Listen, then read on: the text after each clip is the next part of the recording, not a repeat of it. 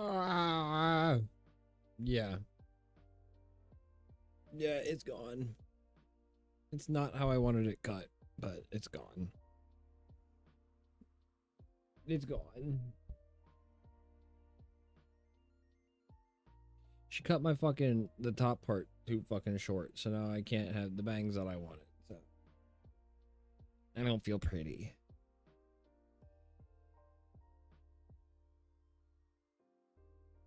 Meanwhile, my mod, who may or may not be watching right now, might have broken his foot, so.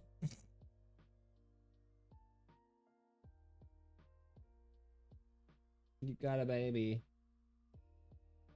Screaming. Of course she was. She's always screaming right now. The old demon. Screaming. Throwing a fit. Throwing a temper tantrum. Vivi. It runs. No, no shower.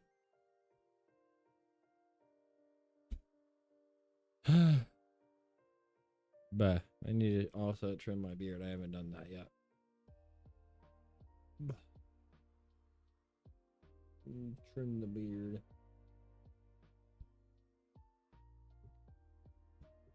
Anyway, howdy. I'm not playing anything. I'm watching stuff tonight. Oh, that's rude. That's rude. He doesn't care. Yeah, tonight we're just watching stuff. We're just chilling. I at least want to watch 2 of the videos I have on my schedule, if not 3. It depends on how long we go until I start getting tired. Because I did work today, and I am very fucking tired.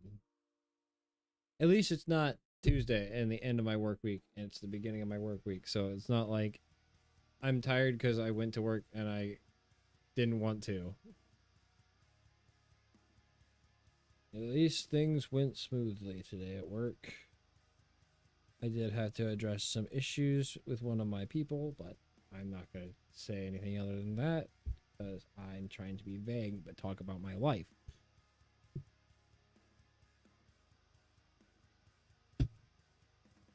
You know, because I can talk about work, but I don't want to be like specific about like any names or anything because that's bad.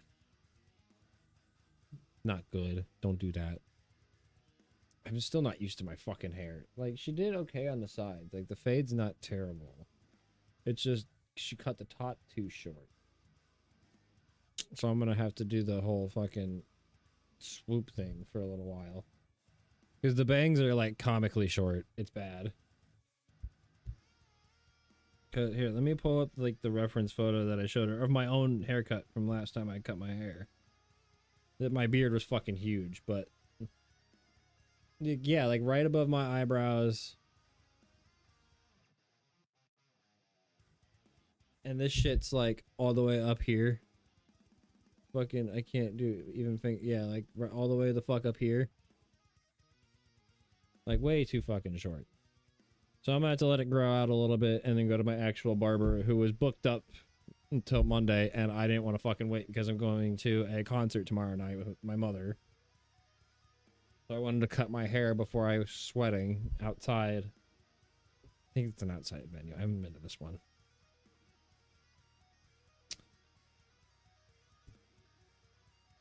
Yee. Yee, yee, yee, yee, yee. I've been rewatching Yu-Gi-Oh! Vrains, the last season, which is honestly the best season of it. I'm almost to the end again. Literally just saw the first appearance of the Ignister monsters. You know, the deck that I play. My fucking boy, Dark Templar.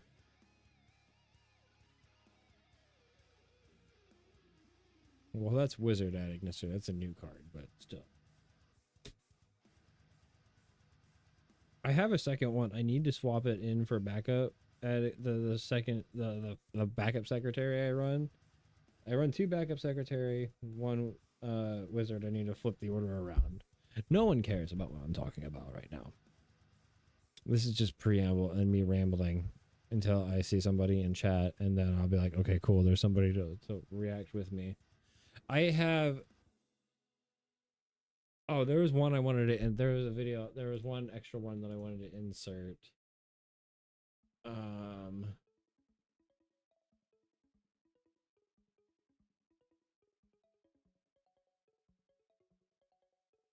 So hang on, I'm going to rearrange this just a little bit.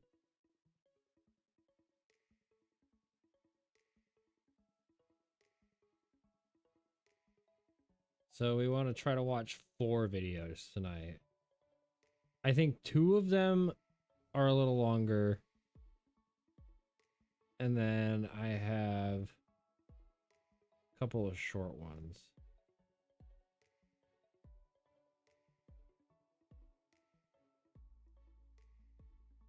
Ugh. All right, and here in a couple minutes, we'll go ahead and get started on the nonsense. I think I've thoroughly confused the YouTube algorithm, by the way, on my slop channel.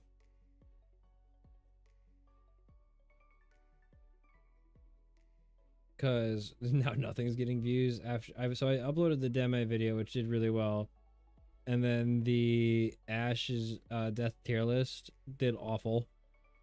Then this is where I think the algorithm got confused, because it's like, okay, so you did a drama video, and then you did this, and now you're doing another drama video with the Gideon thing, and now you did a General Grievous video, and then you uploaded the Emery video, and then the algorithm's like, what are you doing? So I think for a little while we're gonna try to stick to like drama and see how the pred catch does, and go from there. Like I don't know. I wanna react to more on stream, but I don't know if all like the funny stuff will actually end up being in the videos on the Slop channel until the algorithm kind of sorts me out and I can do a little bit more.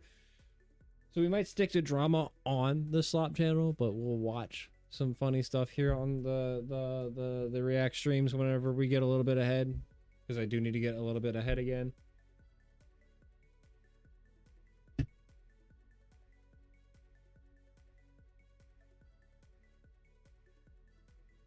I don't know. I'm figuring it out. Slowly but surely, we're figuring out this whole content creation thing. Like I said, the Slop channel is uploading twice a week. The second channel is once a week, and then I just started working on well, I got the first video in almost a year for the main channel. I got that video recorded. I just need to edit it once I get a little bit ahead on everything else, and then there's time to break away and work on that one, because that's the passion project. I don't want to rush that one.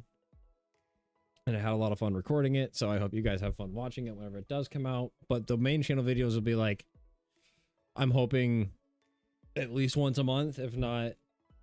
When I say main channel, I mean this channel here on YouTube, the ignisterian one. I want to try to at least do once a month, if not every other month, because like I said, these are the passion projects. Some of them will be quicker to get out than others, so it might just completely vary on what... Well, it might just vary on what topic I'm covering that particular video.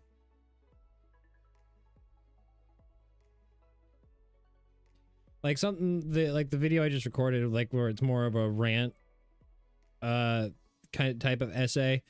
That one is probably going to be a little bit quicker of an edit, because I don't really have to go and research anything and get a whole bunch of other footage and stuff like that.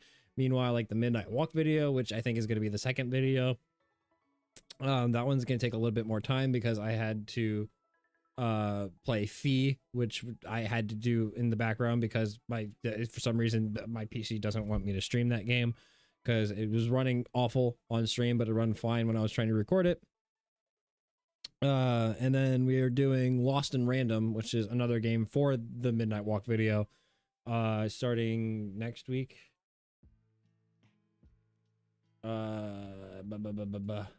Yeah, starting next week.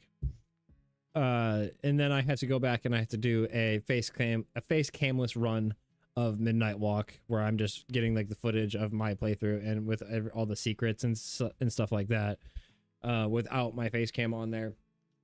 I will be using my original playthrough for like emotional moments or funny moments and stuff like that to insert whenever I am talking about the timeline of the video of Midnight Walk and stuff like that. So it's a lot. I love to keep saying it, or I hate to keep saying it, but I compare the video essay stuff, especially the video game stuff, or like me diving into like TV shows and movies whenever I eventually get to that.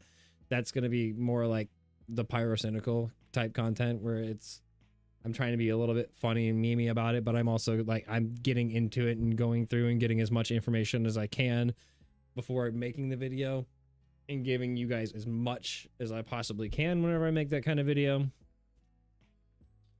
So yeah, I'm excited for where it's going. I'm at a point where I am ahead on just about everything except for this new slop channel, which is going to take me some time to get ahead on because I decided to do 2 videos a week right off the bat. So yeah, if I was doing it weekly, I'd be so much farther ahead, but I figure a slop channel, it needs to be like bi-weekly, or twice a week. Bi-weekly is every other week. Anyway, then there's also like the narrative stuff that I do, like for like that multiplayer Halo videos that I've been doing, which anybody new watching, I've gotten friends together to play the multiplayer versions of Halo to get the Halo multiplayer experience without the holy shit, these guys have been playing Halo every single day of their life and playing online, just getting together with friends and having a good time. Mostly having a good time. Elaboration is in the video themselves. Go watch them. But we've done Halo Reach, Halo CE, Halo 2. We just did Halo 3, so I need to edit that video. Then there's going to be Halo 4, and Halo Infinite is also going to get a video in that style. You might ask, what about Halo 5? Well, who owns an Xbox and who owns a copy of Halo 5? Because that's the only way to do it. And then you need like the online. I don't know if I haven't owned an Xbox since the original one. I don't know if you actually have to pay for like the online service for that at all. Like with Nintendo, hey, you want to use the internet on your server or on your system you already paid $500 for? Yeah, go ahead and pay us monthly to use the online service. Get fucked, Nintendo. I still have a Switch 2 sitting here on my desk, but get fucked, Nintendo. But there is a plan in the works to play the story mode of Halo 5, at least, because I want to play through all of them and then do an overarching essay on all of Halo. And that one's going to take a lot of research and a lot of blood, sweat, and tears. I am excited, but I fear for my sanity. That was a lot of talking.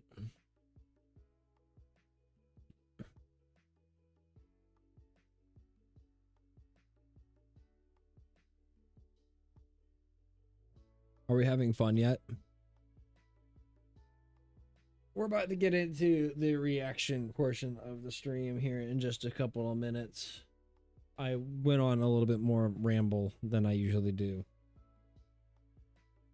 But that felt cohesive. That felt like a string of consciousness that I had to just, expel out into the world,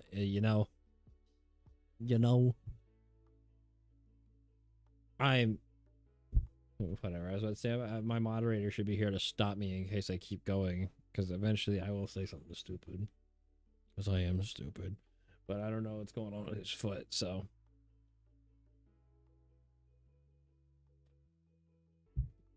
We might be on a road. Did you finish your worms, buddy?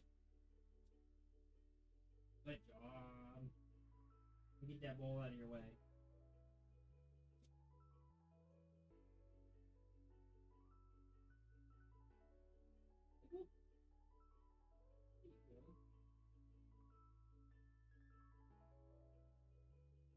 Your bench.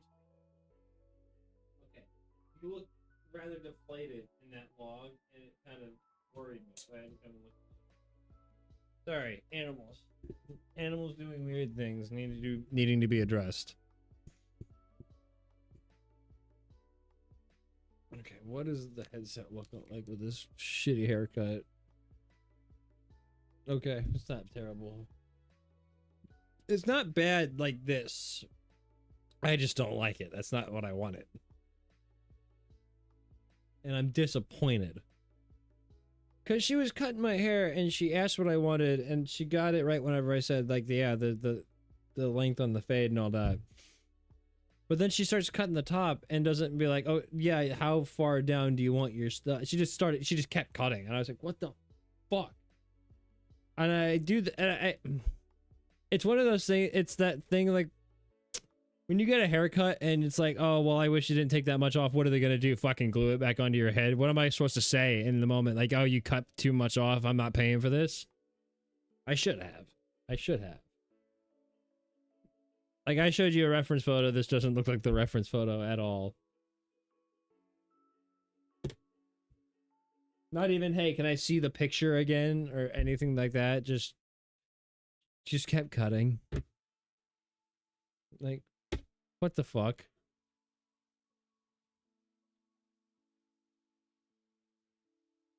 That's what I get for not going to my regular barber. Because they didn't have an opening until Monday. I didn't want to fucking wait. So, can you quit doing goofy shit, please?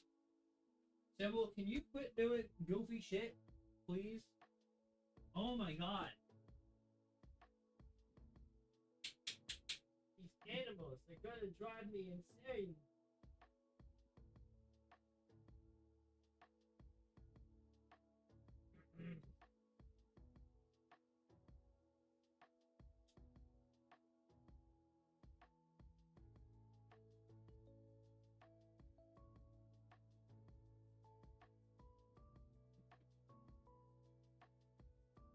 All right, let's get started.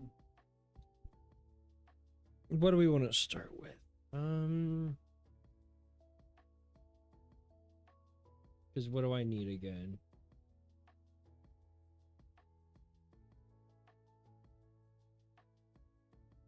Let's do...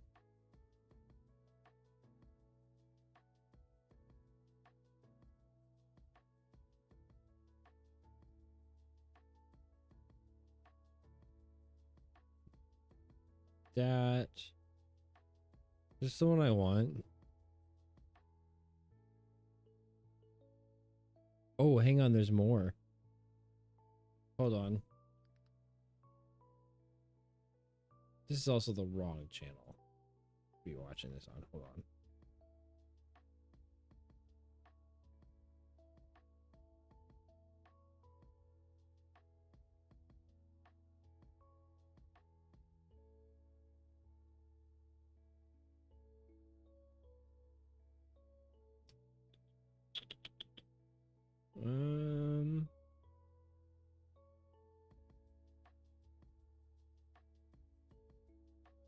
Okay, we might be doing a bit more than I thought.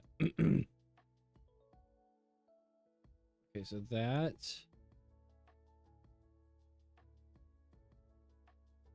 And this.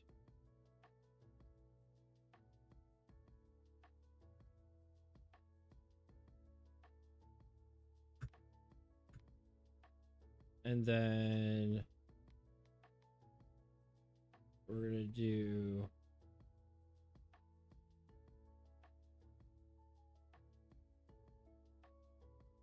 this one and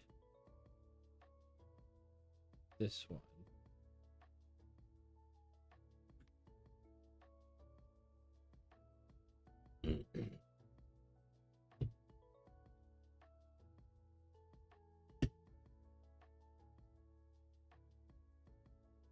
Let's start with the longest part, which is the follow-up to the bricks and minifigs.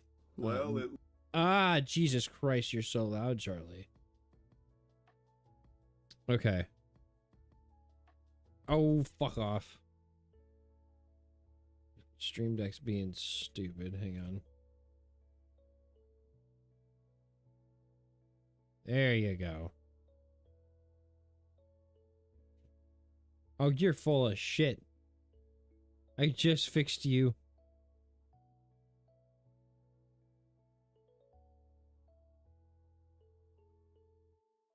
The fuck?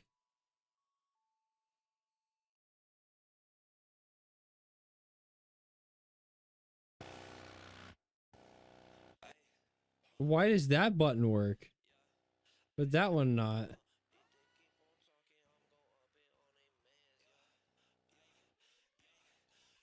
That's fucking weird. That one works.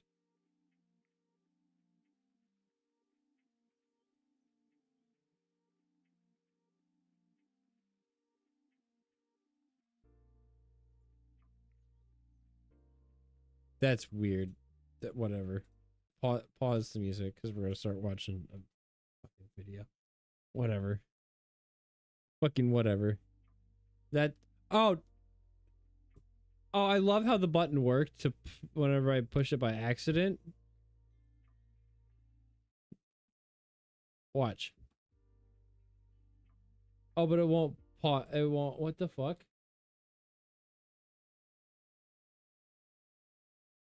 Hold on. Hold on. This is stupid. And I know I could do this later, but it really fucking bugs me.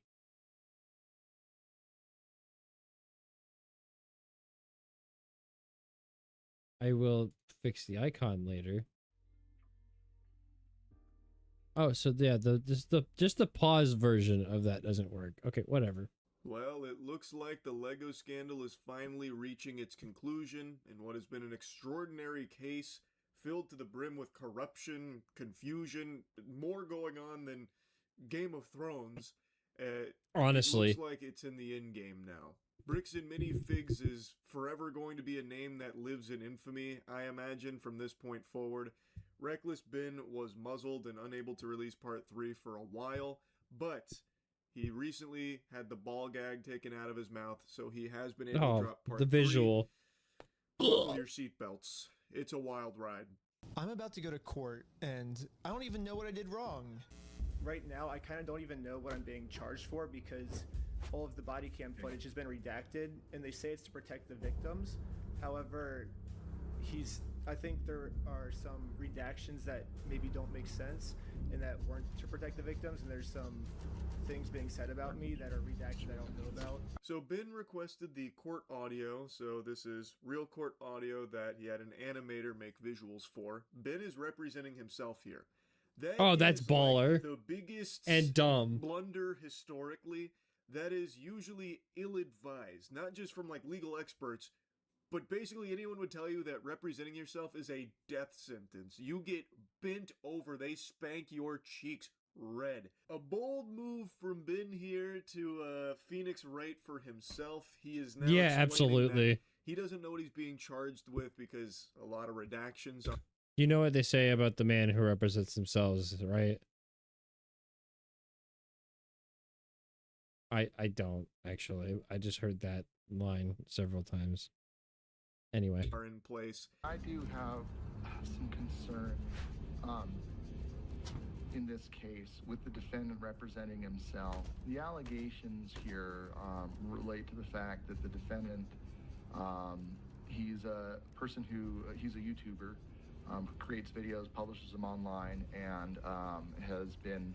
If this defendant were to represent himself and we were to provide body cams and discovery, we would be now providing additional information and fodder for this defendant to create videos from which he could profit by placing them on YouTube at the expense of our victim. I have serious concerns for that.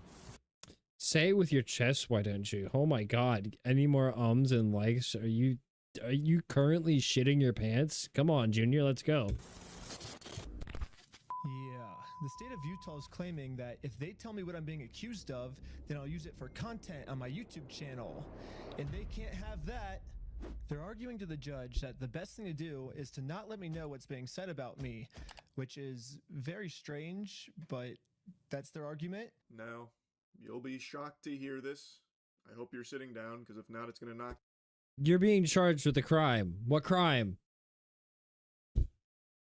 What do you mean? I don't know. You're being mean. Being mean isn't a fucking crime. Trying to solve somebody's problem isn't a crime, and as long as you do it the way Ben did it, at least from the perspective we got. Anyway, we went through this in the big long video I already posted, but anyway, yeah. You off your feet. And I don't know if I've ever actually said this out loud, so brace for impact. I am not a lawyer. I know. What? You can quit your screaming, creaming, crying, whining, farting, pooping. It's true. You don't rock it. Are you telling me he doesn't rock up to court in the white t-shirt and basketball shorts and the hair down and all that? Aw. I thought he was a lawyer on the weekends. So I truly don't understand this argument that had they told him or gave him the information for what he's being charged with or what's being said about him, it would be dangerous because he's representing himself, and as a YouTuber, that would be giving him fodder for YouTube content. That feels like a big fucking stretch. So because he has a YouTube channel and he's made content around this case, they now believe they can just withhold information related to his legal matter here because what if he makes content out of it? Like it's the fucking boogeyman or something. Like, oh, he's gonna Gangnam Style on our victims and trample all over them with YouTube. Oh no, he's gonna take everything we said and make us look bad. We can't have that. That's essentially what it is. It's, oh, we can't let this corruption out into the world. We can't let them know what we've been doing. We absolutely not. And we can't let him make content on it because that would be really bad. This whole thing has just been stupid and pointless. YouTube videos that are mean. Thus, we can't give him any information about what he's being charged with or what's being said about him. I don't really understand it. I don't know if this is standard procedure, because if that's the case, couldn't you make that argument for anyone that has like any social media, which is basically everyone on the planet at this point? Yeah, we've decided that it's too dangerous to be giving information to this individual here because they have a TikTok account. They might say some nasty things on there, and we'd just be giving them fodder. I'm assuming it's because he's defending himself that they're able to try and make this argument. Had he had a lawyer, I imagine this shit wouldn't fly. But I'm just spitballing here. I don't really know. I don't really get this stance that they're trying to take about it. The court's inclined to sign this pretrial protective order unless you have an objection to it, Mr. Schneider, and the objection to such an order. Yes, I think there's a bunch of misunderstandings in this case, and so this person doesn't want to get exposed, so he's making up a lot of lies about me to order to like get me arrested before he gets exposed. So that's what this whole thing's about. However, before I was allowed to show any of the overwhelming evidence I have to support my claims, the judge didn't care about the evidence and signed the protective order anyways. Mr. Schneider, the court's going to sign this order and serve it upon you. So the court has made it clear. They do not want to look at the evidence, and they want to protect Josh and Brandon for some reason. I think it's more What? so the consequence of not having an actual lawyer to represent Ben here, if I'm being honest. I think had he had an actual legal representative instead of trying to just, you know, fucking white knuckle it and do it himself, like grit his teeth and defend himself, this probably would have gone differently.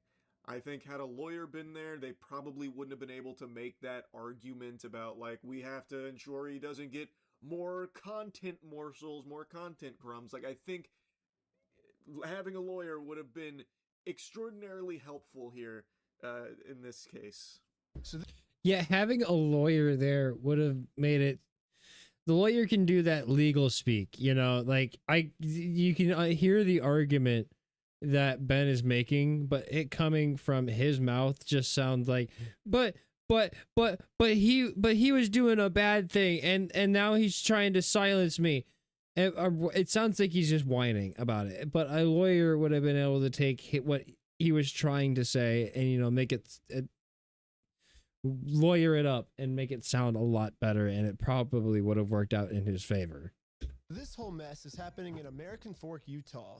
But I'm also being charged with another case in Provo, Utah. This is where corporate bricks and minifigs is, which is why I'm also being charged here. And this police department has surprisingly actually followed the law when it comes to discovery, and they sent me all the raw body cam footage of what I'm being charged for. Like $200,000 worth of Legos in your store? Never happened.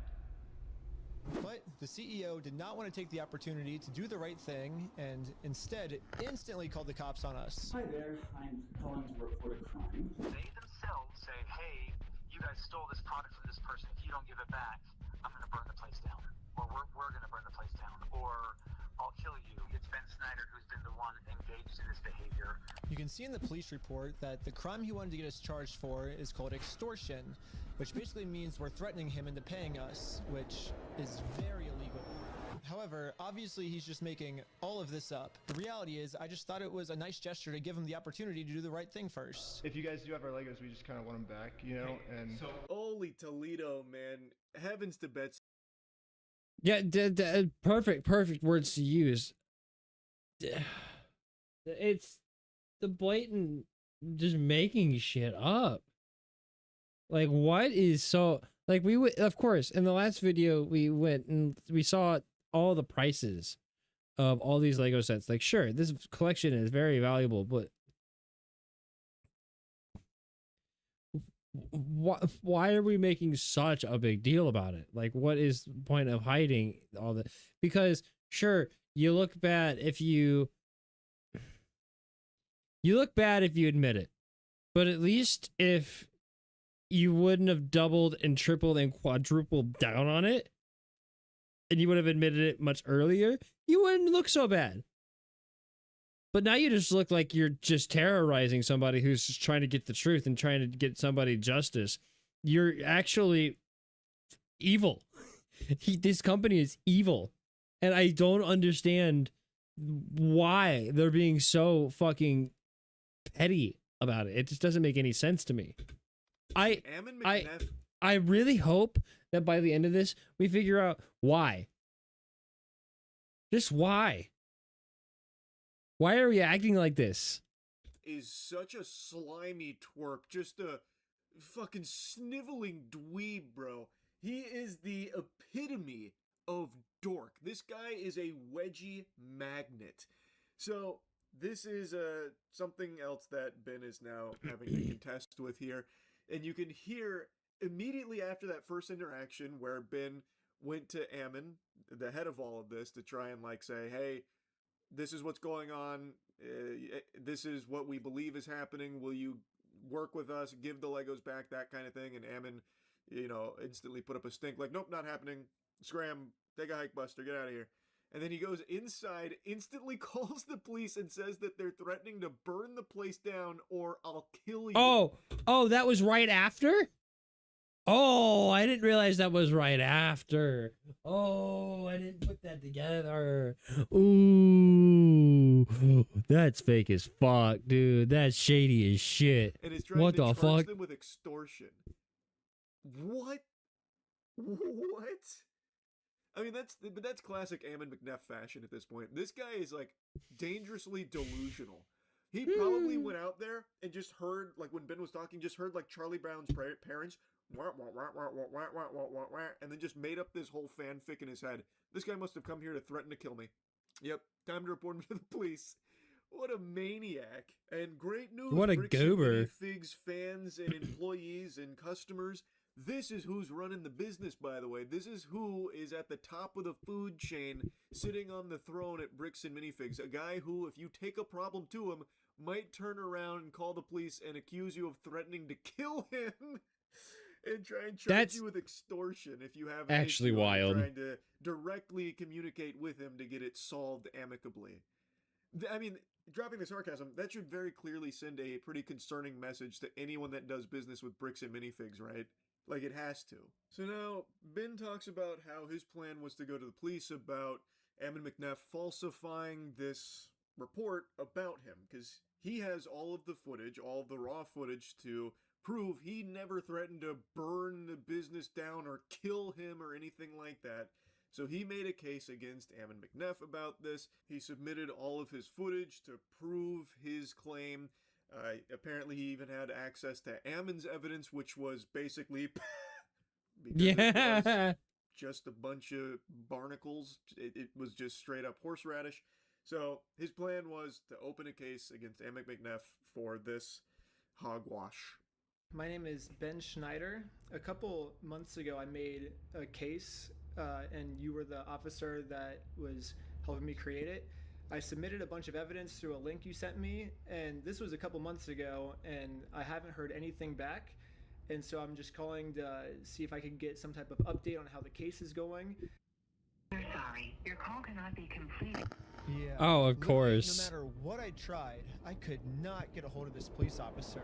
Eventually, I did find an answer. They sent it to me in the mail, and looks like I was right. The police only had time to take on one of our cases. And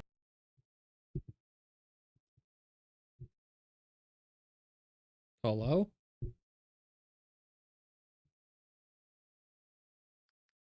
hold of this police officer.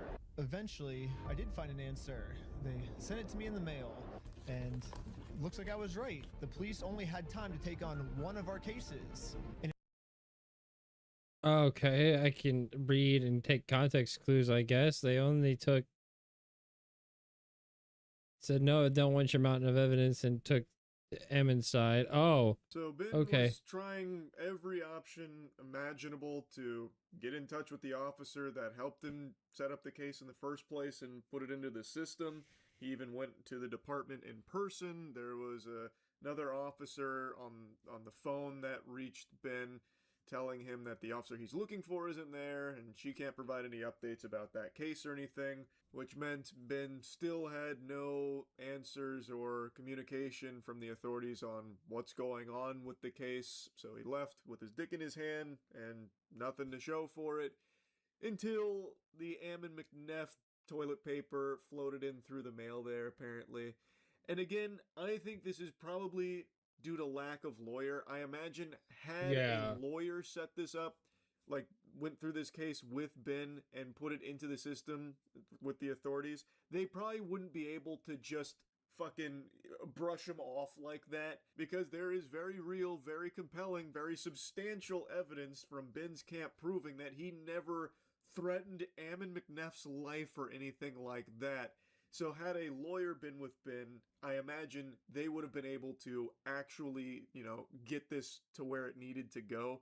Whereas Ben taking it all into his palm meant that they could get away with just giving him the runaround here, the fucking reach around. And I do agree with the sentiment a lot of people have been expressing, that had Ben had a lawyer or even just like a legal person to consult with, there probably Even would that, have been yeah. a lot more points throughout this story that there would have been a big W here, like an actual ability to stop some things from spiraling out of control, like what's happened here. And I recognize that it's not exactly like a financially viable thing all the time, but with Ben's freedom in jeopardy, it's probably worthwhile to explore the option, especially with how big this story got. I'm sure there were some lawyers that were willing to actually fight with Ben here for Come on. not something super unreasonable, if I had to guess. And I think it could have been extremely helpful in actually stopping a lot of the bricks and minifigs hoopla. Okay, and honestly, he probably just could have reached out to any YouTube lawyer. Excuse me. Any YouTube lawyer, fucking legal mindset, anybody probably would have at least counseled him and at least given him words to say, if not showed up in person. I seriously don't understand the not reaching out to a lawyer at all. And now we're just not getting audio again. Cool.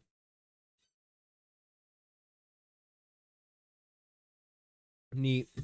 Okay. I guess I had to comment over this, so because we're not getting any audio. Ah, fuck. No extortion code that would fit your situation. However, at the end of the day, we do want to help you guys, having to deal with this fool. And All of his issues. All of I his did find that issues. there was another code that fit, and it's called aggravated commercial obstruction. Come on, how is that permissible?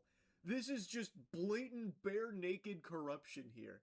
So, this is an officer here. She's saying, yeah, so couldn't really, ham fist extortion here. It didn't really fit the criteria, but we want to help you guys because this fool, this fucking clown, right? Like, I know he's so annoying. Ugh. So, with a little bit of mental gymnastics and a tad bit of elbow grease here, we do have something that can maybe fit here called aggravated commercial obstruction.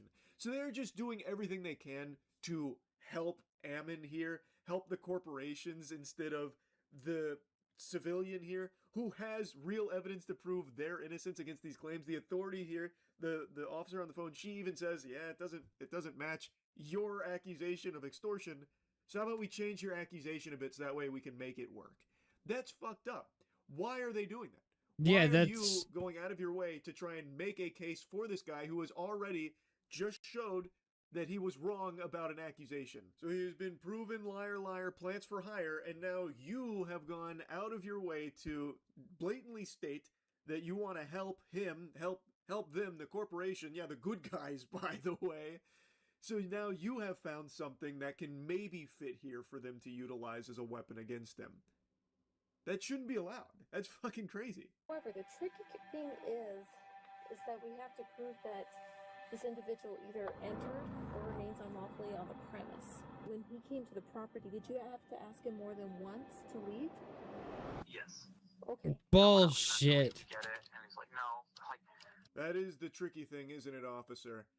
So luckily she was helping Ammon build the case here on this new claim that has been pulled out of her ass in order to fit Ammon McNeff's desires to have been arrested or punished legally as much as possible. And the lawyer is more than happy to oblige. I don't know if this, the officer. It's basically Ammon McNeff's lawyer at this point, to be honest. The way she's fighting for him. So now, talking about like how when he was asked to leave, Ben and his team refused to. So Ben showed evidence that the first time they came around, when the conversation had progressed to the point where they said that you'll need to take it up with someone else, they left without issue. The second time he came back, you're about to see that Ammon asked him to leave in the middle of a conversation while Ben was still speaking, and then continued the conversation with Ben. So he didn't leave after that first one because the conversation continued, but then when Ammon asked him again at the end to leave, they did leave without issue. To Ammon's credit, about halfway through the conversation, he did say that if we don't leave, he's going to call the cops on us. You can leave. If you come back here, we will call the cops. If you don't leave right now, I will call the cops. So you don't want to do the easy way? And this is right after I told him you could do it either the easy way and just give us the Legos back, or we can do it the This hard is way probably and what find he that has we would take it to court. insinuated. So you're threatening me. I'm not threatening. We're right. Like, we have a right to the Legos, so we're gonna get them the easy way or the hard way. What proof of ownership have you provided to me that you own this Lego? I mean, I can give you proof if you want. Right, provide proof. But right after he says this, he's now asking us to provide him proof that we actually are entitled to these Legos, so we can't leave now because he just told us to stay and provide proof. And then at the very end of the conversation, he says this one more time. Okay, you've been asked to leave. Please leave. We have to leave? Okay. Well, thank you for working with us, and so see you later. But now let's hear how Ammon describes it to the police. guys, at this point, I've asked you to leave. Please leave. Well, we you have to listen to us. You have to pay us this money. No, guys, you need to leave, and you're not leaving. Like, but I asked multiple times, you did not leave. Looks like that might be a second-degree felony. He's facing felony charges. It is a felony? The officer can't even hide her giggle. You can literally hear her smile through the phone Oh here my because she gets to God. do something good for Ammon McNeff. Let's go! I don't get it. Why is she kind of giddy about it? That's fucking wild to me. So yeah, the first time he was asked to leave, he Are you getting commission on this arrest? Like the more serious the charges? Like what is this? The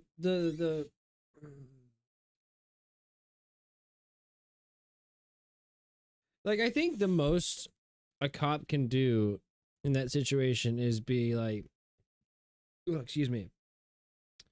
It doesn't seem like this crime happened. it seems like maybe more of this, but you'll have to take it up in court if you want, or like a civil court if you want to do that.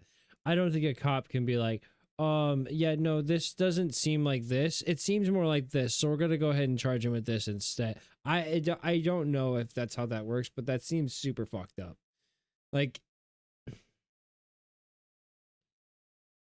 you watch body cam videos and you see good cops, and then you're like, oh, cool, not all of them are bad. And then you see shit like this, and it's just like, what are we fucking doing? Makes me not trust any fucking body. I don't like this shit. As he was it's gross. Talked about the easy way, hard way thing, which we saw in the initial video, the first part. And then he talked about, all right, we'll provide proof. So, like, he continued the conversation. So I understand, like, yeah, he was asked to leave and didn't instantly leave, but also Ammon continued the conversation. And then when he did ask the second time, they left. Like, they didn't put up a stink about it. They left. And from all of the available evidence here, it doesn't seem like they made some kind of crazy stance like, no, we're not leaving, or anything like the way Ammon is describing it. But now the officer is going to be working off that claim from someone who has already been proven incorrect with their extortion claim. It's a little weird, right? I mean, that's a little fishy. This is what everyone has been saying. The way that the police department here in the area is handling this case is very fucking peculiar. From all the body cam that super we've seen, sketchy. The way they interact with the Bricks and Minifigs top brass, it's very chummy and it's very fucking odd. Like, it does feel extremely corrupt. Now, in the next section, it's focusing a little bit on how Ammon McNeff always falls back onto the world's smallest violin. Oh, I don't understand. Oh, goodness, we're doing everything we can to work with you guys. Come on, we're just asking for some proof. And then every time proof is trying to be provided, they were getting, like, ghosted and stuff. Then also trying to communicate via email to get the inventory from Bricks and Minifigs was a complete fucking disaster across the board. That was a big old hot potato that just, shit was too steamy. Hot tub was too hot. So, like, just this big mess. So Ammon McNeff always says things about, like, we're trying to get this fixed. We're doing everything. We're the good guys. Why don't you understand that? But, oh my goodness. Oh, getting worked up there, buddy. Sound like Ammon McNeff just hurt my throat. But point is, he says these things, but the actions throughout this entire thing don't corroborate that. It seems like he has put up a big old fuss every step of the way and has not been overly communicative nor overly amenable to trying to get this whole situation fixed or solved, or even like really look into it at all. Store figured out what was part of his collection, taken inventory and shown him that inventory to offer that. We've tried to share those with Mr. Mansell in hopes that he can see, like that we were not attempting in any way, shape, or form to withhold anything. Those then were offered to him, and the initial offer was rejected. One priority right now is to ensure that he gets made whole. We know that we have a responsibility to work with him to make sure he does get made whole. So you've offered Brian the inventory of sets that was in the store. Yeah, whatever was left over, we've offered that on multiple occasions. So we've tried to make multiple offers, and hopefully we'll be able to get them to the table so we can discuss it. I still can't get... Meanwhile, dude, behind the scenes, you're trying to get him arrested for extortion and getting different charges because it's, oh my god, oh my god. Oh my god, I wanna rip his twirly little mustache off his fucking little face. Get over Ammon McNeff's humiliation ritual that he is still in the midst of.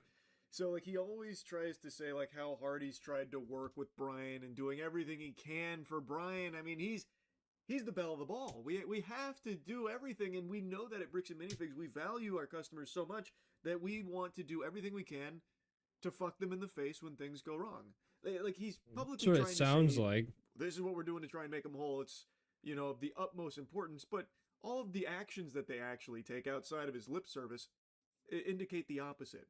Like, it's important we remember, they are actively in a lawsuit that names Brian Mansell in a $1.3 million lawsuit, by the way. So you care so much about making him whole that you'll go through an aggressive legal strategy in order to fucking smite him, huh, Ammon? Is that right?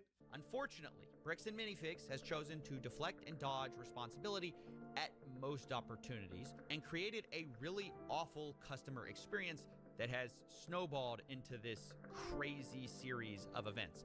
But instead of taking accountability for that, they've taken an aggressive legal strategy, which I told What them up, personally was a CoffeeZilla? horrible idea. As of writing this, Brian Mansell is being sued for $1.3 million as part of a legal campaign against him and Reckless Ben and any of the associates. Remember, Brian is the same guy who lost all these Legos at Bricks and Minifig store. And I told the CEO and COO that's ridiculous and they should drop this. But go on, Ammon, about how much you care about Brian and ensuring that he gets what he's owed so this can all be made right, while also Getting what he's owed. Oh, we're gonna stick it to him in court. That's what he's owed, actively apparently. suing him. You dirty rat, you little bastard, you. Classic Ammon McNeff. The entire time we were saying, hey, we want to help, we want to help. The main narrative now seems to be Bricks and Minifigs has always been trying to give Brian his Legos back, but Brian just never wanted them back. Would you be willing to just take this? And the answer was no. It was attempted to be given to the family, and it was refused. They made the offer and said, hey, you can have all this. And that offer was not accepted at the time. Well, that's Ammon's side of the story, but I say let's take a look at what actually happened. Read from the bottom up. That is our correspondence with Bricks and Minifigs, trying to work with them and getting the sets back. So right when this happened, Brian hired an attorney to reach out to Bricks and Minifigs. They sent an email saying, how should we proceed to retake the possession of the sets/minifigures? And they actually emailed back saying they were willing to help. And then after this, they just never respond. So Brian's attorney sent them another email. No just following shit. up on this, when can we pick up the sets? And they still didn't respond. No shit! So the attorneys emailed back saying, it's now been 16 days. How can we get these Legos back? And finally, they received a response. It says Brandon Best and Joshua Johnson have no legal obligation to return any of the Lego product that exists in their store to you. What? Surprise! Wow! My jaw was on the floor. You mean that they were not actually willing to work with Brian? Despite what Ammon McNeff said, but he said so.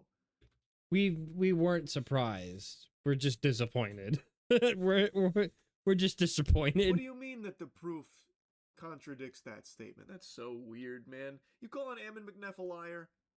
I don't know about that. What's next? You gonna tell me dog shit smells like poop or something? So yeah, anyway, Ammon can say all he wants, keep flapping his gums about how hard they've tried to work with him, but all the evidence seems to point to that just not being true at all. So like, Brian is now showing the correspondence where they were actively trying to get these Lego sets back, and in classic Bricks and Minifigs fashion, just getting ghosted, just met with crickets. And then eventually, when they did get communication, they put up this strong stance about like, there's no legal obligation, by the way. So, go kick dirt, pussy. Exactly. They finished this email saying, we consider this matter closed and will not be returning any Lego products to you. So as you can see, that's What the reality of the what actually fuck? happened. But then Ammon goes on Fox News and says this. So they actually did have an attorney send information to us. We said, great, appreciate this. Let's see what we can do to work this out. And then we never heard back. Telling lies, Ammon? Sounds like what you did to them. Are you confused on who you are in the situation? Do you think you're Brian? What the fuck? Yes, Papa. Yikes, dude. Again, I don't know why Ammon keeps doing all these interviews when there is plenty of information to instantly contradict his statements. He himself contradicts his statements. He is always flip-flopping and just looking like a damn fool. But he keeps doing it. And this is what CoffeeZilla was saying in his video. There have been mistakes on all sides for how this case has been handled. But Absolutely. it is a masterclass in deflection and bad decisions from Bricks and Minifigs that has just completely torched their entire brand and reputation because of this unwillingness to actually try and get things solved. Instead, they go for these aggressive legal routes that are just overly strong, heavy-handed, that instill just not actually working to try and get the core problem solved, which is a customer took a massive Lego collection to a Bricks and Minifigs because they trusted them to do it correctly. Things went tits up, and then when they tried to get things solved, get it fixed, Bricks and Minifigs wasn't open to it and wasn't actually able to work with them in any meaningful capacity and became combative, aggressive. There was also right away that what was his name, Key, whatever the fuck his name was, making like threats about how they'll like draw this out in court and you'll lose more than you would have ever gained, that kind of thing. So like, again, there were mistakes handled across the board, but Bricks and Minifigs, I believe, bears most of the blame because this could have been solved so long ago if they were just, like I said earlier, like sure, the initial save face, whatever business bullshit, but if they would have backed down and just admitted they were wrong and given the shit back so much earlier, we wouldn't be here. Like, sure, you'd probably lose some of your customers, but at least you'd still have most of your customer base. At this point, everyone knows that you're just a piece of shit. What the fuck was the point of doing all this? open to at least reading the fucking inventory that they had access to for the longest time and trying to figure out, okay, what's where. The previous franchisee, Crystal, what did she sell and forget to mark down and that kind of thing. Like, what, actually dive into it and solve it. But they just refused. And instead, they went this nuclear option. And in doing so, they've been caught in so many lies themselves that make the entire company look bad. So it's just, it was so easily avoidable, I feel, given the scale of this company, a mega corporation here. They make multi-millions, raking in tons of clams. This was something they could have probably handled promptly. But instead, they chose this. It's so weird. I'm now starting to think that the only reason Ammon wanted us to email him about the inventory list wasn't actually give us the inventory list, but actually, it was a trap. Yeah, Ammon only wanted me to email him so he can find out my email and subpoena Google and find out all of my private information. And you think I'm lying, but they actually did this. They subpoenaed Google asking for all private information tied to this email address. And Google sent them like hundreds of hours of all the raw footage from everything I've filmed. They actually did it? All my emails, all my search history, all the metadata that shows everywhere I've been. But anyways, this was the reaction of the police officer. They were looking for literally anything they could to salvage how shitty they have been. What the fuck, dude? That's wild. I can't believe it at this point, but that's fucking insane. After she watched my entire first episode. I'm really curious to see, like, if this fool even makes any money doing this YouTube stuff. I'm like, if it's enough for him to travel. I didn't even know you could do that. So the police department here subpoenaed Google to get all of the information from that email address, like everything that had ever filtered through it through Google's systems. And now one of the officers has like watched some of the footage and is talking shit like it's a League of Legends lobby here. Like, does this fool even make any money, you think? Like, he's able to travel? So now she's just like gossiping here. To another state just to go get some footage? It doesn't even sound like his like secret information doesn't even seem credible from my understanding. No, so it sounds like you were able to watch the video. I think by secret information, the police officer is referring to the security camera footage that proves that everything Bricks and Minifigs is saying is a lie. It really does seem like they're best buddies here. It smells, kind of reeks of something fishy afoot. It's the fucking Mormons, like I said last time. They're all Mormons, god damn it. It's very peculiar. Oh! Dang. Okay. You can shut the fuck up. That's your fucking choice. Bricks and Minifigs is also getting me for RICO charges. They're charging Reckless Ben for RICO. I think it is more likely that the police are guilty of RICO, right? And if you look at the CEO's businesses, he actually got sued for RICO. He's the one guilty of RICO, not me. They're also accusing me of sending a sniper to shoot out the windows of the McNeff house. You guys want to come to, you can see the window and see where they were shooting from. It could be a sniper blade on the hill. When the police got there, they realized it was actually a construction worker who accidentally shattered the window. It seems more likely that it happened from construction work than it happened from some random people across the way. Holy shit, Ben recruited a sniper to blast them? Oh no, hit the deck. Like, this is craziness, right? Like, this is actual craziness. And yes, McNeff does have a very shady history. It's something that I haven't even really touched on all that much. But yeah, his history is quite unsavory. And the fucking sniper thing is wild. Like, they just throw the kitchen sink at him. Like, these outrageous accusations here. Oh yeah, it might have been a sniper up on the hill that blew out this fucking window, by the way. That's and then insane. They go, it's like, no, I don't think it was, actually. But even after all this, they still go online and say it was me. I want us to take a deeper look at this post here from Dan McNeff to really Okay, he's gonna read it for a second, because it's quite a wild one.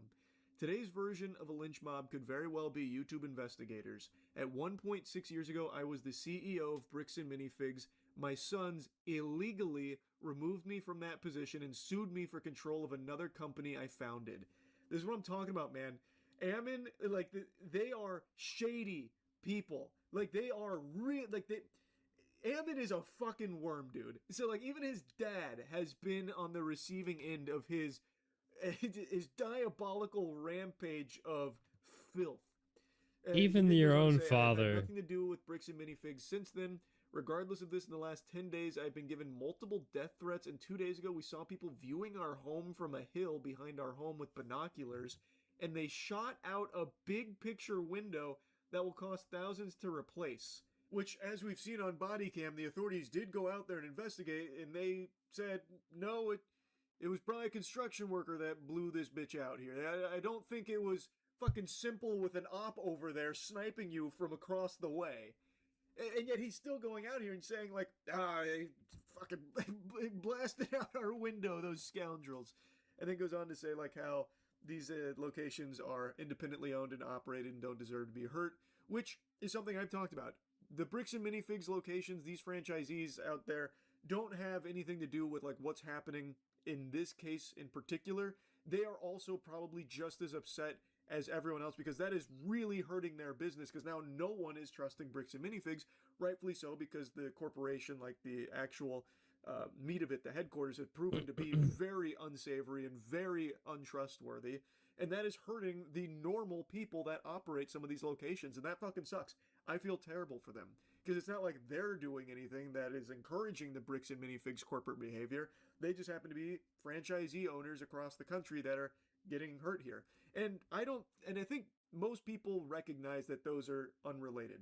But there are, of course, some people that don't. And I've talked about that too, where some people are going into random Bricks and Minifigs and just fucking fighting everyone. Like, we saw a video throwing hands and knuckle sandwiches. So yeah, there are some people that are a little lost in the sauce there. But on the whole, I think most people recognize that this is a corporate, like, Bricks and Minifigs thing, and specific to those franchisees thing. But anyway, the father going out there and, like, saying, you know, all of this, it is still a wild statement, and also even shows that Ammon McNeff, like, he is got a very not good past too. So, just to let you know, we call it double blind. The person who committed the crime may or may not be in the lineup or depicted. So I will give this to you. You'll have as much time as you need to choose someone or to not choose anyone. Whenever you're able to feel that you have ID'd somebody, I just ask that you we're doing a lineup. And then, like that? Perfect. Okay. There you go. Okay. Cool. Really, this was like the final step that I needed. This is legit. We've been able to verify who he is now. Yep. So the police put on this big performance to make it look like they're going to all this work to verify the facts.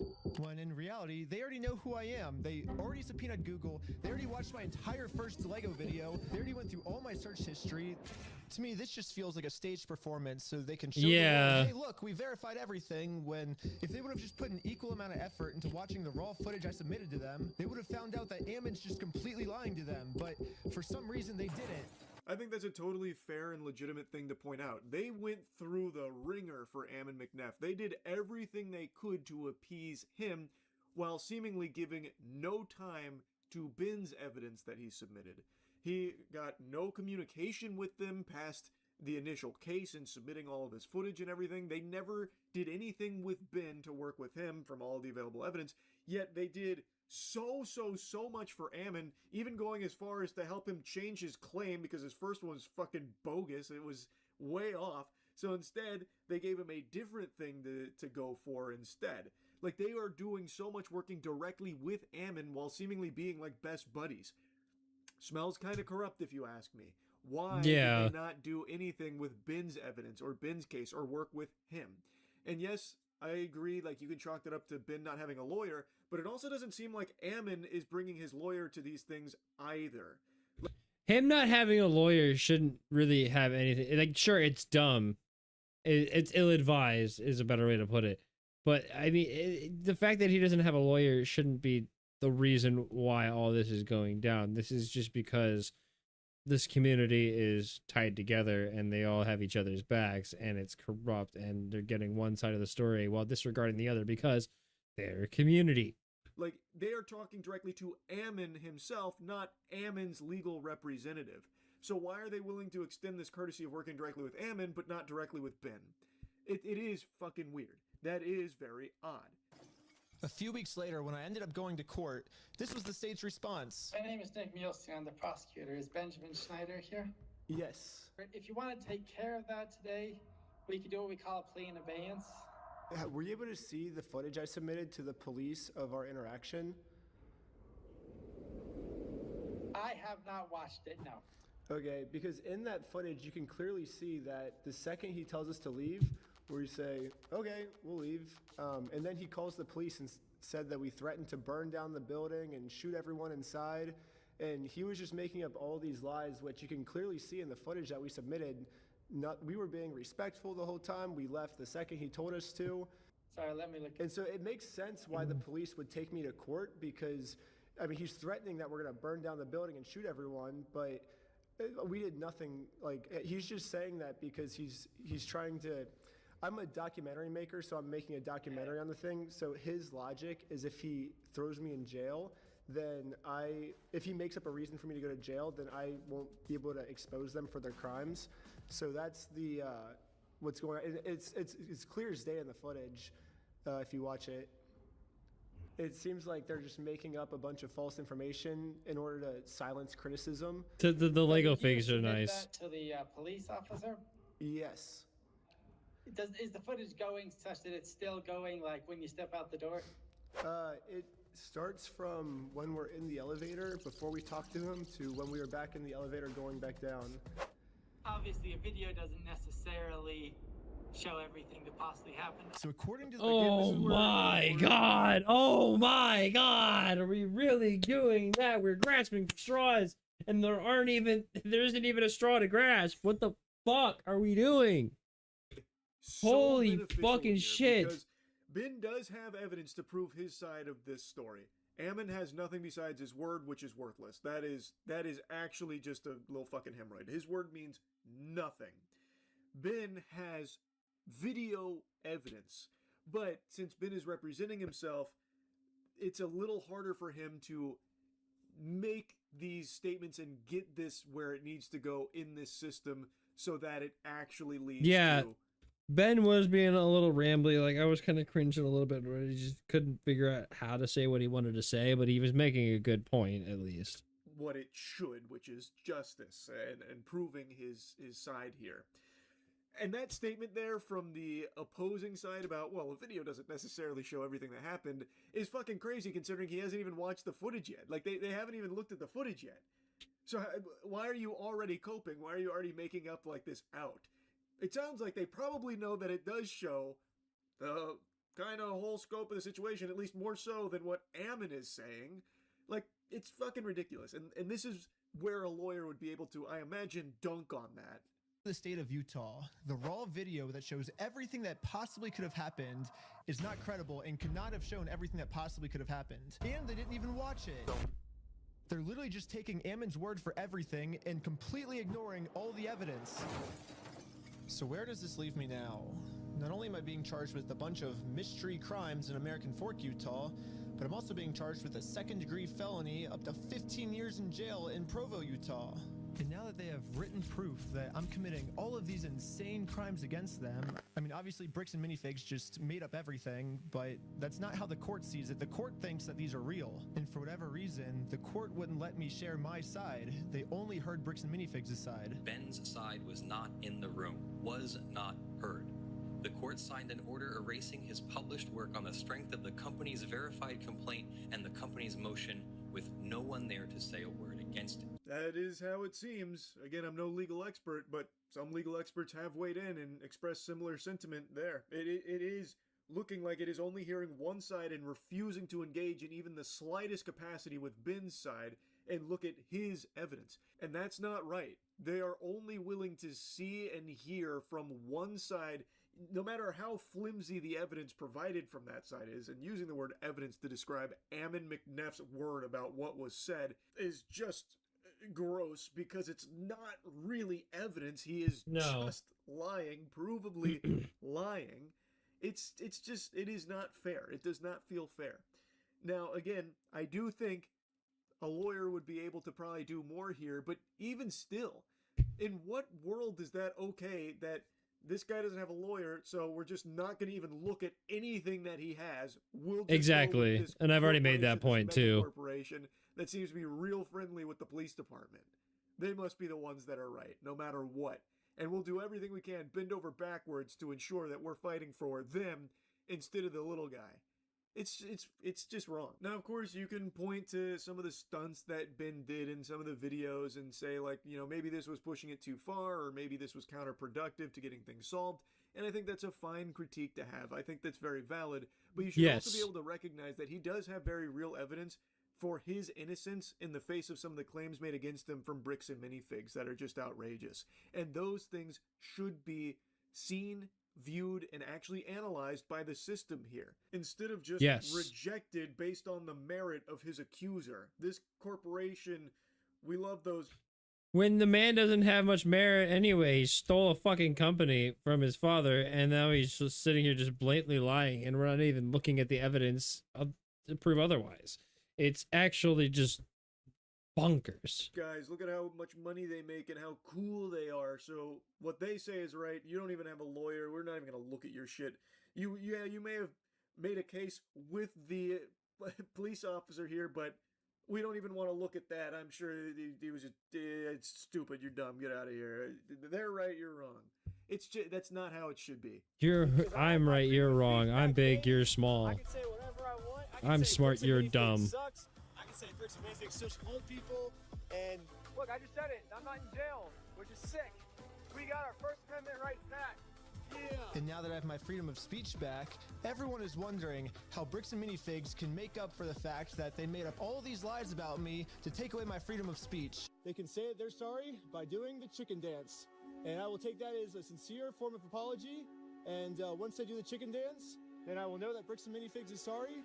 And we can finally move on to the next video series. It'll be awesome. So Ben has been able to release this video. He is able to talk about Bricks and Minifigs again, despite earlier being silenced, gagged.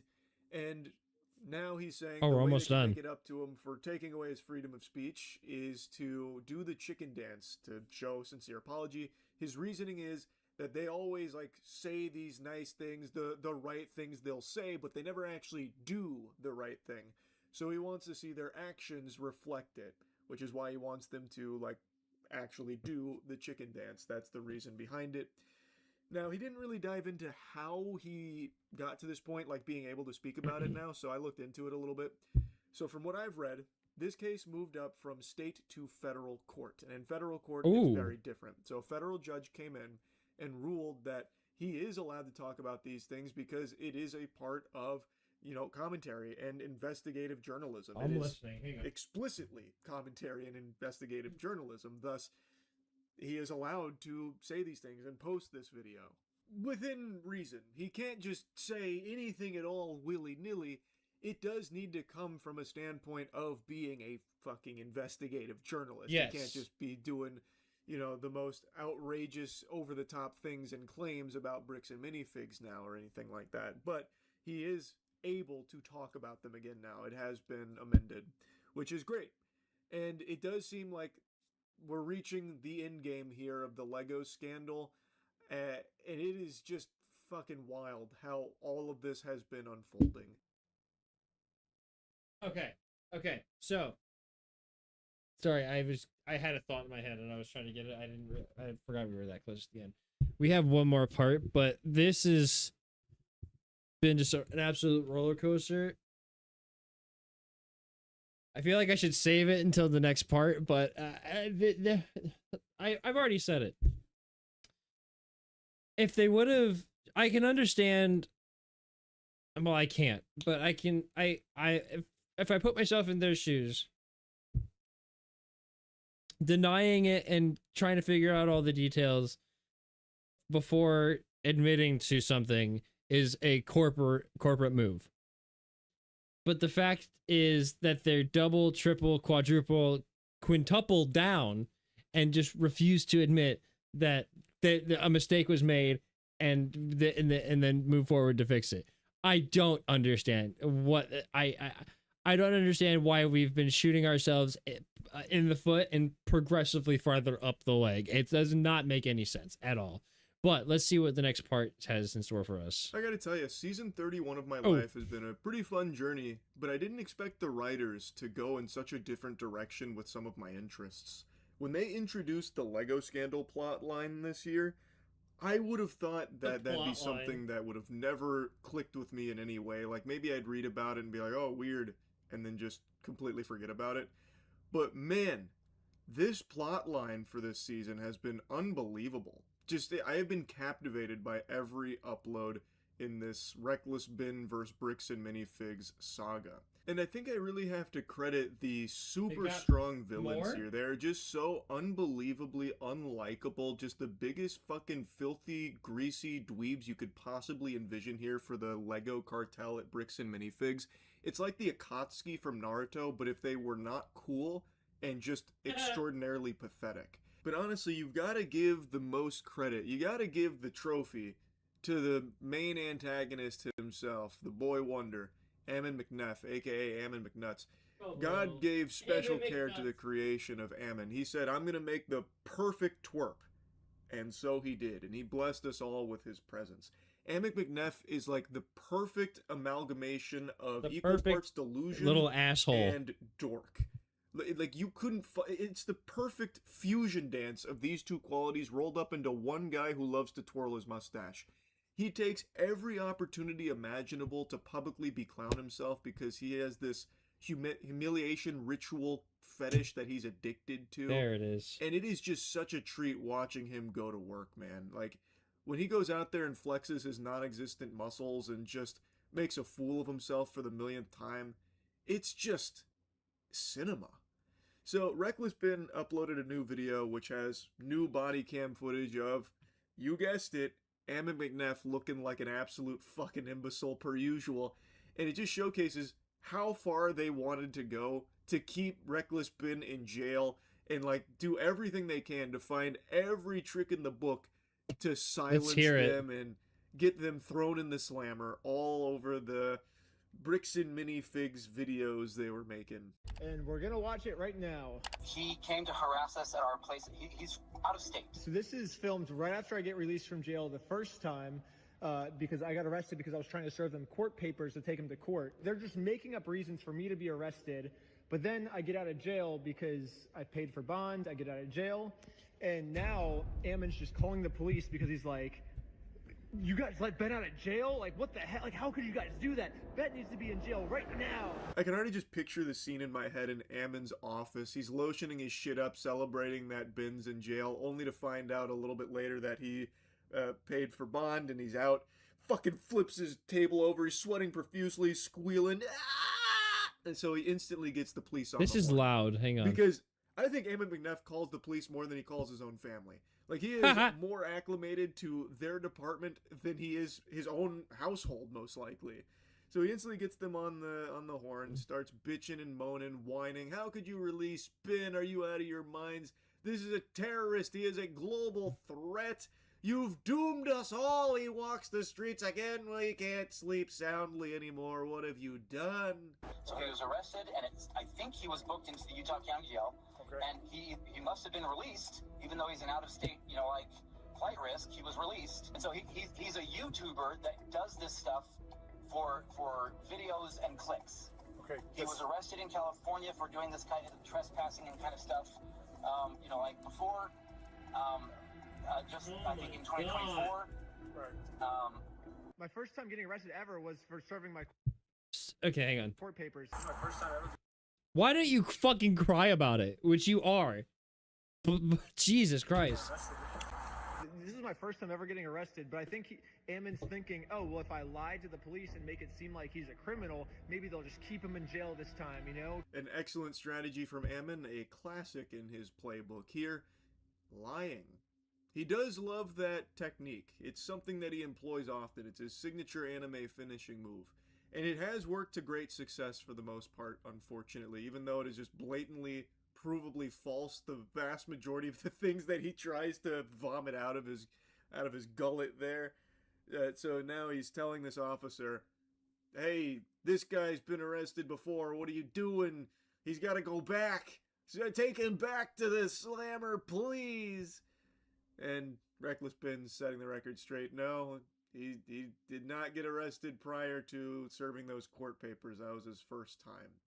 So I guess Ammon McNeff is just wrong about that. He's just pulling things He's making out of his shit up. filthy, stinky little ass. So that's what's happening. And so, but we like he's also been passing fraudulent gift certificates. You can literally hear... Oh, he's passing fraudulent shit. You can literally hear the desperation in this man's voice over what is going on right now. It is actually sad and pathetic, and it's funny to listen to. To financially harm others. Fraudulent gift certificates. Does he mean the Guinness World Record? Oh, I was so confused. I've watched that part like 5 or 6 times. I was like, what's he mean gift certificates? Yeah. I think he means the world record certificate. Ammon starts to hallucinate more things to throw at the officer here. So he's talking about fraudulent gift certificates. And Reckless Ben and his team were confused on what that meant. So they speculate that it must have been like the Guinness World Record like gag that they did, which is not what Ammon McNeff is claiming that it is, per usual. I think Ammon lives in like a separate dimension. Like his brain is just lost in the ether. It doesn't inhabit this corporeal dimension. It's not situated where it should. That's what's going on. But at this point, I just need some information so I can tell our staff what is going on, because if I need to go and get some of my staff armed so that he can't threaten them, that's what I need to do. Or they're going to go find him and rearrest him because he clearly had to have violated some kind of rule. There's got to be something to stop this guy from continuing to intimidate our staff. Bro's out here sniveling and drooling, freaking out like it's Jason Voorhees coming for him. What have you done? Oh, my staff, their lives hang in the balance. Their lives are in jeopardy. Now I'm going to have to go out there and save them because did you know I'm actually like a full-time superhero? So yeah, I'm going to scoot in sideways with my van. I'm going to tell the staff to hop on into the clown car here, and I'm going to take them back to my bat cave here to keep them safe and off the grid so Ben can't find them and eat them. Did you know he's a cannibal? He's going to feast on their flesh and bones if I left them out there in the wild. So yeah, I got to go protect my staff now and take them into the fucking bomb shelter. Like, bro, like there wasn't anything unusual about how Ben got out of jail. He paid the bond. Like, it's not, he went to jail on some pretty low-level bologna. Like, it's just, like, some fish paste type shit. So he just paid bond and got out. Like, if you're that upset about it, writing fanfic at this point now, take it up with a fucking judge, dude. Like, why are you calling officer action here, just random policeman about it to whine? I don't know. It's literally, you gotta give me something. You gotta tell, like, I'm scared of this guy. You gotta go get him back in there. That's kind of not how it works. He paid his way out. I'm sorry. I don't even know how to comment on this because it's just so stupid. What has been done since he was arrested yesterday. Sure. Like, we all sighed a big sigh of relief this morning knowing that he was arrested last night. And then to have this happen all over again, like, everyone's feeling some pretty significant trauma that he's just not going to stop. Trauma. Police or corrections that let him out. That's going to be a judge, right? And so that would be a complaint that would have to be directed towards their office to find out what like what's the deal? Why would you let this guy out when he's stalking us, right? That's Yeah. So yeah, really quick. Sorry, let me grab a pen. Who do I contact for that? What's a judge to someone like Ammon McNeff? Ammon McNeff outranks a judge. The judge should be Apparently. answering to him, and make no mistake, that judge is going to be getting an earful real soon from the Bricks and Minifigs top brass, no doubt, giving them a piece of Ammon's mind. In fact, a whole slice of Ammon's mind. So yeah, even the cops like, bro, this is like, you complain to a judge, man. Stop blabbering to me. So Ammon's like, okay, yeah, I'm absolutely. gonna do that because everyone's feeling so much trauma from Ben talking about Bricks and Minifigs and doing his gags and such. He's like, dude, what are you talking to me about this for? Talk to the judge. Police officer's like, we tried to keep him in jail until his court case for a month, but the stupid judge let him out. So like, don't complain to me, complain to the judge. Yeah, what are you doing? I suggest you put all evidence that you have against this guy on that. He acts really like cutesy, like he's clearly got some form of sociopathic disorder. He lies through his teeth. He says and does whatever he can to just get away with whatever he wants. Again, multiple arrests, I think, in the past in different states. So obviously, if you look in the police records, you can see that I've never been arrested before. But because Ammon says so, maybe the police will just listen to Ammon. You know, his word every single time. They're taking his word over your evidence. Doesn't make any sense. That is peculiar. That Ammon McNeff's word is law for some reason. He is just shitting out garbage, just gobbledygook, saying that Ben's been arrested multiple times when Ben is saying you can just check his criminal history. He's only been arrested in regards to the Bricks and Mini. Also, I just want to quickly say, I assume this is the like some more of the body cam stuff that he got from the court case and all that, and he's actually just reviewing it. I was like, where did I was just trying to think, where did this come from? But that's gonna be my assumption. Minifigs case, the first one being when trying to serve the court papers. So it's like he's provably unreliable with his claims. He is lying, and then he got the gall to start projecting like, oh, Ben is a sociopath who lies through his teeth to get what he wants and get away with whatever he wants. And it's like, damn, Ammon, is that so? Wow. Interesting. Coming from you, the guy who I think if the truth left his lips, it'd be like steam coming out because it would have lit his whole mouth on fire. It'd be so unusual to your body. It'd cause some kind of like visceral reaction internally. It's so odd. And I love that he like Reddit armchair psychologists for a moment, like LARPing there. He clearly has a sociopathic disorder. And this is something Ammon likes to do a lot, I guess, because he does it twice in this video. You'll see it in a later body cam where he starts to speculate about Ben's childhood and how he most likely or potentially could have been abused, which led to him becoming what he is today. Which is crazy. So fucking weird. Ammon is such a weirdo. Because I can stack, I'll try to stack it on this stalking case. Okay, sir. I'm going to call the jail, and then I will meet you over there, okay? Okay, perfect. See you there in a little bit. Yep, bye. Hey, it's Abrams with Orem Police Department. How you doing? You guys let a guy go this morning. It sounds like named was released from the jail today. Officer Abrams? Yep. Nice to meet you. Yep. It really does feel highly suspicious that so many officers are willing to just bend over for Ammon, constantly doing everything they can to just spread their cheeks and let Ammon have their way with them. Like, they will do... Like I said, it's not just like... It's not like just a friendly thing. It's a community thing. And I hate to keep doing it, but it's the fucking Mormon thing. Like, they just stick together. Whatever they can to appease him, whatever Ammon wants, the officers are always more than willing to oblige, going above and beyond to make sure Ammon gets his way. So, like, on body cam, the officer's like, yeah, we can start stacking this with the stalking stuff. Basically saying, like, we're going to keep reaching for more things to keep putting on here for you, Ammon, against Reckless Ben. Then they eventually, meet face-to-face here on the Tinder date. Very firm handshake. And we get even more incredible fanfic from Ammon. You shouldn't be doing this stuff, right? You know what I mean? All 5 of them should be charged. Basically what they're saying now is not only should we put Ben in jail for forever for trying to serve these court papers. We should put all 5 of his team members in jail for trying to take you guys to court. You guys don't deserve to go to court, and anyone that tries to take you to court, we're going to put them in jail indefinitely. They started threatening to kill some of the staff. And so they're just like, hey, No, if they you don't, didn't. we're gonna kill you if you don't give this guy his money back and all this other stuff and like all these things. And so we're like, dude, like you guys have to go through the appropriate legal channels.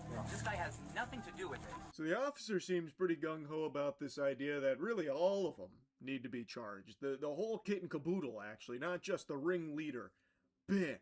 It's got to be all of them. Oh, okay, that's pretty extreme, don't you think? I don't know why you're so passionately here on Ammon's side when he has provided no fucking evidence, by the way. This officer has nothing from Ammon other than his fanfic that he keeps spinning. but I Other than guess his that's good. word. So anyway, now you can hear Ammon once again making his claim about how Ben and the crew were threatening to kill Bricks and Minifigs employees or associates, which again, all of the evidence points to the contrary, that they never made any threats or anything like that. There is not a single shred of video, audio, anything to support Ammon's claims that there were threats being made on the lives of Bricks and Minifigs employees on behalf of Ben and his team, like they were in there threatening to take their lives, slit their throats, that kind of thing. But he keeps saying it over and over and over and over again. He has to have said that shit like 100 times about how, you know, they're threatening the lives of Bricks and Minifigs employees, even though he's never provided a shred, not even an iota of evidence to support that.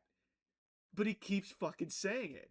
Other than he just gets off on making videos and like if you look him up again, he goes by the name of Rex YouTube, and he films himself doing illegal things all the time, and then he gets his videos taken down, do all sorts of research on him. That's what we're dealing with, is a guy who, like, honest to goodness, he's a sociopath.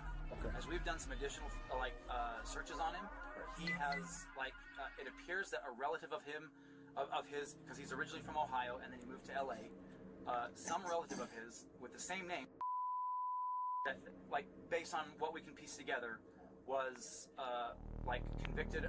I love how Ammon's done more research than the cops have done an actual investigation research, and now he's just spilling all this shit out, and we're just taking his word for it. Again, it's just insane. I don't get it. Child porn or child, sexual contact, some of these other types of things. So there's a very real chance that he may have been abused as a child, but that set him through a mental disorder, kind of whatever the case may be. He's clearly a sociopath. Oh my god, what a My whole fucking family's pretty close, and I'm 99.999999999% sure that's not true. But if it is true, I would like to know who that is. So, because I would, that's probably important information for me if there is someone in my family that's like that. But now Ammon's really getting into the minutia, psychoanalyzing Ben, building the profile, getting inside the mind of a psycho sociopath freak. So Ammon stared into the abyss, and he did some painstaking research of typing in Ben Schneider. But even that wasn't enough. It would be enough to satisfy most super sleuths, but not Ammon. Ammon goes the extra mile. He typed in Ben Schneider, Ohio. And what he found really painted the whole picture for him. So, fucking Goober typed in Benjamin Schneider, Ohio, and found that someone was arrested there on some heinous charges, child porn, and made the connection that this guy might be related to Reckless Ben, might be in some ways part of the family, and thus there was a real chance that Reckless Ben was abused at this man's hands, which led to him becoming... It's just an outrageous reach. You're insane. You're an actual lunatic, you know that, Ammon? What the fuck? Just a really quick update. I think we found the guy that Ammon's talking about. Athens man is sentenced after he was found guilty of 110 felony counts for recording and distributing child pornography from his home. Benjamin Schneider is sentenced to 8 years in prison. So yeah, I guess this guy also got charged in Ohio, and he has a very similar name to me. It's actually the exact same name as me. Ben then speculates, if Ammon got confused thinking that they're related, the same person, that kind of thing. I imagine they're not related, because I think Reckless Ben probably would have would have known and would have said something there after he found this guy who got arrested. By the way, 8 years isn't nearly long enough for this kind of fucking gross degenerate. So I think that also needs to be revisited, and they need to up that time in jail a little bit, I would say. But anyway, so Ammon most likely found this guy, this Ben Schneider, and just assumed that they were related because they have the same name. That's watertight, Ammon. Wow. Very impressive detective work. We know this guy's a sociopath, and so we're very afraid for our staff. Yes, sir. And these guys coming in, they've threatened people before. They don't care about the law, right? Right. And that's what makes us very scared, is because again, like, and I'm kind of asking a serious question. In your opinion, would you go get a shotgun and bring it in the store? He keeps asking, like, so, like, you're the police officers, do you think it's a good idea that we should have guns to defend ourselves next time Reckless Ben comes in, right? I think what he's trying to do is, because Josh Johnson said he was going to shoot us just for trying to serve him papers. He keeps reiterating this is a sociopath now that he's on the loose again, this mad dog off the leash. Officer, do you think, in your professional opinion, like, if this was you, would you carry a shotgun in the store just in case they come around stirring up trouble again? So what he's doing, and it's something Ben talks about, is he's laying, like, the groundwork for, like, this self-defense angle, like, oh, he's harassing us, we're all very fearful, he keeps threatening our lives, did you know he keeps saying he's gonna kill us? So, like, officer, what if we had a shotgun here, and, well, what if he comes back around and we happen to use it because it gets hairy, we get scared? So he's trying to just plant that seed. A little scary, but In a situation like this, where some people we feel like are in danger. I personally encourage people who are able to carry legally to carry. Okay, so that's basically all the footage after I got arrested of them freaking out, and I think that kind of explains why, because a few hours later, we do the GoFundMe, Sheldon gets arrested just for promoting this GoFundMe, and then they sent a whole SWAT team of police officers to my house to just arrest everyone. So that's the end of the director's cut of body cam footage here, showcasing Ammon McNeff being a giant pussy and stupid asshole who loves to just lie perpetually here to the officers. So I think this, like, it doesn't change anything going on with, like, the overall scandal. It's just more insight into how Ammon McNeff conducts himself and the way in which he lies to officers to keep trying to have Ben and Ben's team, by extension, arrested. Like, he is trying to utilize every trick in the book to keep them in jail. And it's just fucking ridiculous. And it just showcases what a evil, gross man he is, honestly. And I also, we get to see some shining talent in his ability to psychoanalyze people. Did you see the way Ammon McNeff was able to really soul read Ben there? Like, he diagnosed him with a sociopathic disorder, even got into his childhood about how there's a very real chance he was abused that led to this. Like, wow, Ammon is a very talented guy. Unbelievable that he's able to do that. Such a compassionate man. On top of torpedoing a multi-million-dollar business like Bricks and Minifigs. So anyway, this was just some more additional Bricks and Minifigs degeneracy here that Reckless Ben and his team were able to showcase through this body cam. And it is still an ongoing issue, so Ben is still currently engaged in the litigious fight here with Bricks and Minifigs, so he is still, of course, putting out new content and such, and also on his Patreon, uploading more content there as well. So I'm still very glued to this story. It is impressive. Same. Just how I'm much trying of to a keep up dweeb with it and Ammon watch it here. McNutt is, bro. It's crazy. Anyway, that's really about it. So, yeah. All right. So I think I said most of my points during the actual video itself, but literally, what I don't understand all the lies. I don't understand I just don't understand. Like, why are we digging this hole so deep and causing this problem for ourselves? Really, it's actually insane. I don't get it.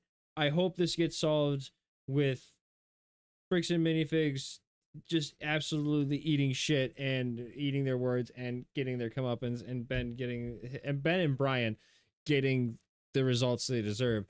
There'll probably be another video on this channel about that. But yeah, so that's Bricks and Minifigs follow up. That really ate up a lot of time though, so we might only get one more. Let me.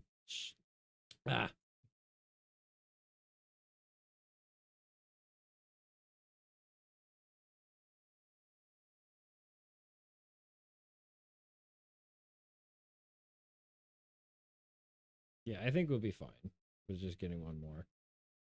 All right, yeah, I've got one more video that we're gonna watch tonight, which will be this one, which some people might know the topic. Actually, hang on one second. Is it gonna pause it? No, it still won't pause the music. The button still won't pause the music, but it'll press play on it. It's so goofy.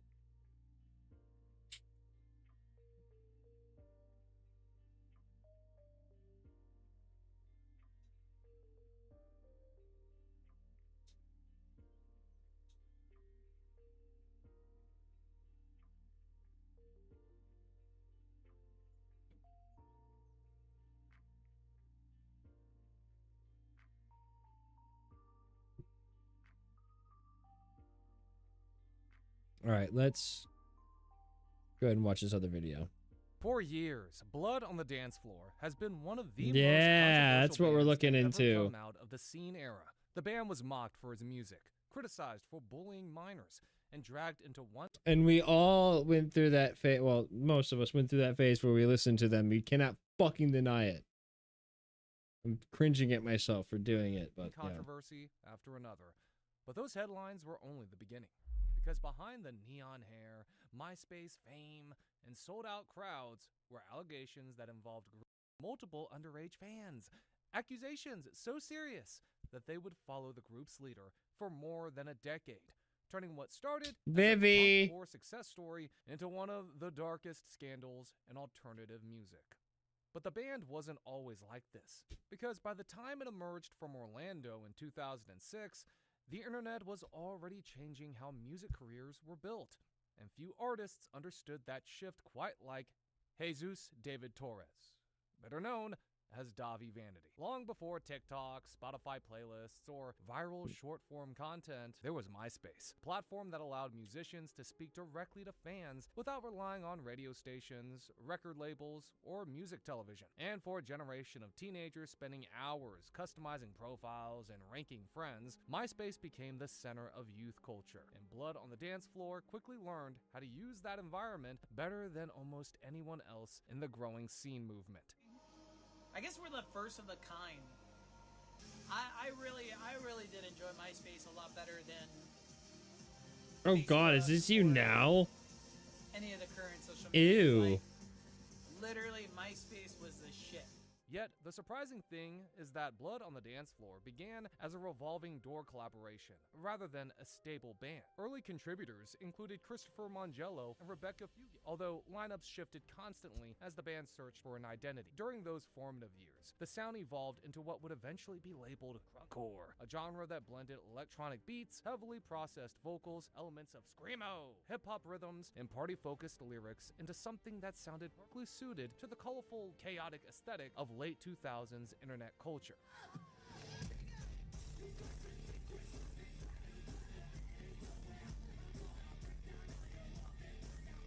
The viola up there is crazy. Music or noise almost didn't matter because the target audience was growing at an incredible pace, and they loved the music. That's my favorite song, and I wish I were a stage security guard because you can be right by the stage. You did a great job shooting the video. I've never seen this band live, and they were fantastic in this video. But what separated Blood on the Dance Floor from many of their contemporaries was their understanding that accessibility created loyalty. Instead of maintaining distance from fans, Davi Vanity cultivated an image of constant availability through direct messages, comment sections, and online interactions. Teenagers who felt ignored at school or isolated at home suddenly had access to someone they viewed as a celebrity, and that relationship became one of the band's most powerful tools. And as a result, fans not only listened to the band's songs, they also felt connected to the people creating them. As the scene subculture expanded across North America, That sense of personal connection helped transform Blood on the Dance Floor from a local act into an internet phenomenon. Yet, to make matters even better for the band, a major step forward came in 2007 with the arrival of Garrett Ecstasy. His addition helped stabilize the project during a crucial period and contributed to the release of It's Hard to Be a Diamond in a Rhinestone World, an album that became closely associated with the group's early popularity. During this era,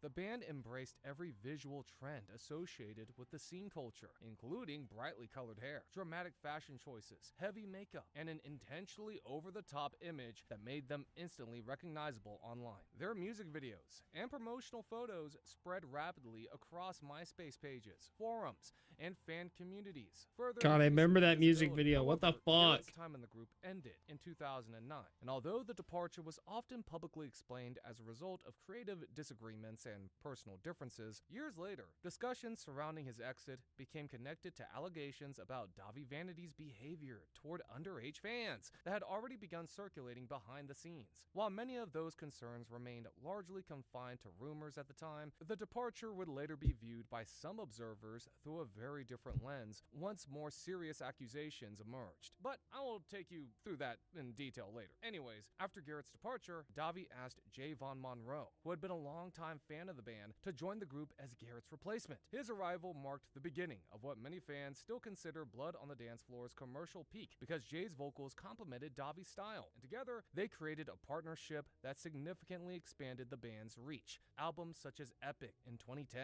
and All the Rage in 2011 helped push the group into a much larger spotlight, allowing them to move beyond internet fame. Oh god, dude. Okay, yeah. Seeing all the clips and everything, it's so cringy how cringe I was back in the day, because yeah, I did listen to this music. I'm not even gonna fucking try to deny it. Youth culture. And during this period, Blood on the Dance Floor appeared on the Vans Warped Tour, one of the most important touring festivals for alternative music fans. On top of that, their merchandise became available through Hot Topic, placing the band's image in shopping malls across the country. Their music also reached younger audiences through projects like the theme song for Smosh's animated series, Oishi High School Battle. We're gonna skip that because I don't want to get copyright claimed by them. Who spent their time online and embraced the colorful identity of the scene movement. And as the band's visibility kept growing, another notable figure who briefly entered the story during this period was Jeffree Star. Already famous in MySpace and music, Star collaborated with Blood on the Dance Floor during the Epic era and helped bring additional attention to the project. However, the relationship soon became controversial when Jeffree publicly accused Davi of being a predator, and in 2010, the statements generated significant discussion within online communities and censoring through created silencing between the two performers. Unfortunately, the story did not end there, because several years later, Jeffree walked back portions of those criticisms after feeling the band was being victimized and collaborated with Davi again on their 2014 single. That says a lot about you, doesn't it, Jeffree? The album Bitchcraft, creating confusion among fans and critics alike. Looking back, that reversal would become one of many examples cited by observers who argued that warning signs surrounding Davi were frequently ignored, minimized, or pushed aside during the band's rise. Regardless, Blood on the Dance Floor remained at the height of its popularity, powered by internet fame, devoted fans, and a rapidly growing cultural footprint that seemed impossible to slow down. But the deeper people dug into the band's past, the harder it became to dismiss the accusations as internet rumors, because what started as scattered stories shared on message boards and social media gradually formed a pattern that stretched across years, involved numerous alleged victims, and reportedly pointed back to the same person. Throughout the late 2000s and much of the 2010s, Davi built a direct relationship with fans through platforms such as MySpace and Facebook, which were especially powerful during that era because artists could communicate with followers without managers, journalists, or record labels acting as gatekeepers gatekeepers. For many young fans, receiving a message from a musician they admired felt personal and exciting, and according to numerous later allegations, that excitement became a vulnerability that could be exploited. According to accounts that would later be collected by journalists and investigators, Davi allegedly used a remarkably consistent approach when interacting with young fans, many of whom these creeps usually do. And 16 years old, and sometimes even way younger. Several accusers claimed they were invited into private spaces through promises of helping with merchandise, appearing in videos, attending exclusive meet and greets, or simply spending time with someone they viewed as a celebrity. But as these stories accumulated, former fans began describing a dark environment where admiration for a performer was taken advantage of and boundaries were crossed. One of the earliest incidents took place in September 2009 in Sorry, I'm Denver, uncomfy. Colorado, That's near why a I'm venue not saying a known as the lot. Live Spot, where Blood on the Dance Floor was scheduled to perform an all-ages show. According to later victim testimonies and statements from former band member Garrett Ecstasy, Davi allegedly separated a teenager named Torin Nicole from the crowd, and she followed him innocently, thinking that Davi was just interacting with a fan. Hear him really well, and he said, "Hey, you know, let's take a walk outside," which I was 17 at the time. I was fangirling, and I was like, "Oh my God, Davi Vanity wants to take a walk with me. That's so exciting." However, what happened next would traumatize Torin for years to come. To one of the stores that was just past the venue. But then he pulls me back in near an electrical box where there's kind of like an inlet. Pulled me back into this electrical area and immediately pushed me down onto my knees and then shoved my head on his crotch. And then he did pump once and then he did a plate on. Oh, one pump McGuff. One pump McGuff. No, we're not cheering for that. But we're not cheering for what happened. We're cheering because he only lasted one time. He's a fucking loser. Fucking creep. That police were called, and Davi was taken into custody on September 13th on suspicion of felony sexual. However, the case never moved forward to a trial because, according to Torin, there was no evidence even after the rape kit was administered because she had cleaned herself up after the gross experience. And I think that's actually when I ran into Ariel and she told me what had happened to her. Well, she did not specifically in detail tell me what had happened to her, just that something had happened to her. It happened. And Ariel, what do you remember about Torin's state of mind at the time? Yeah, I was there when she was telling her boyfriend about it.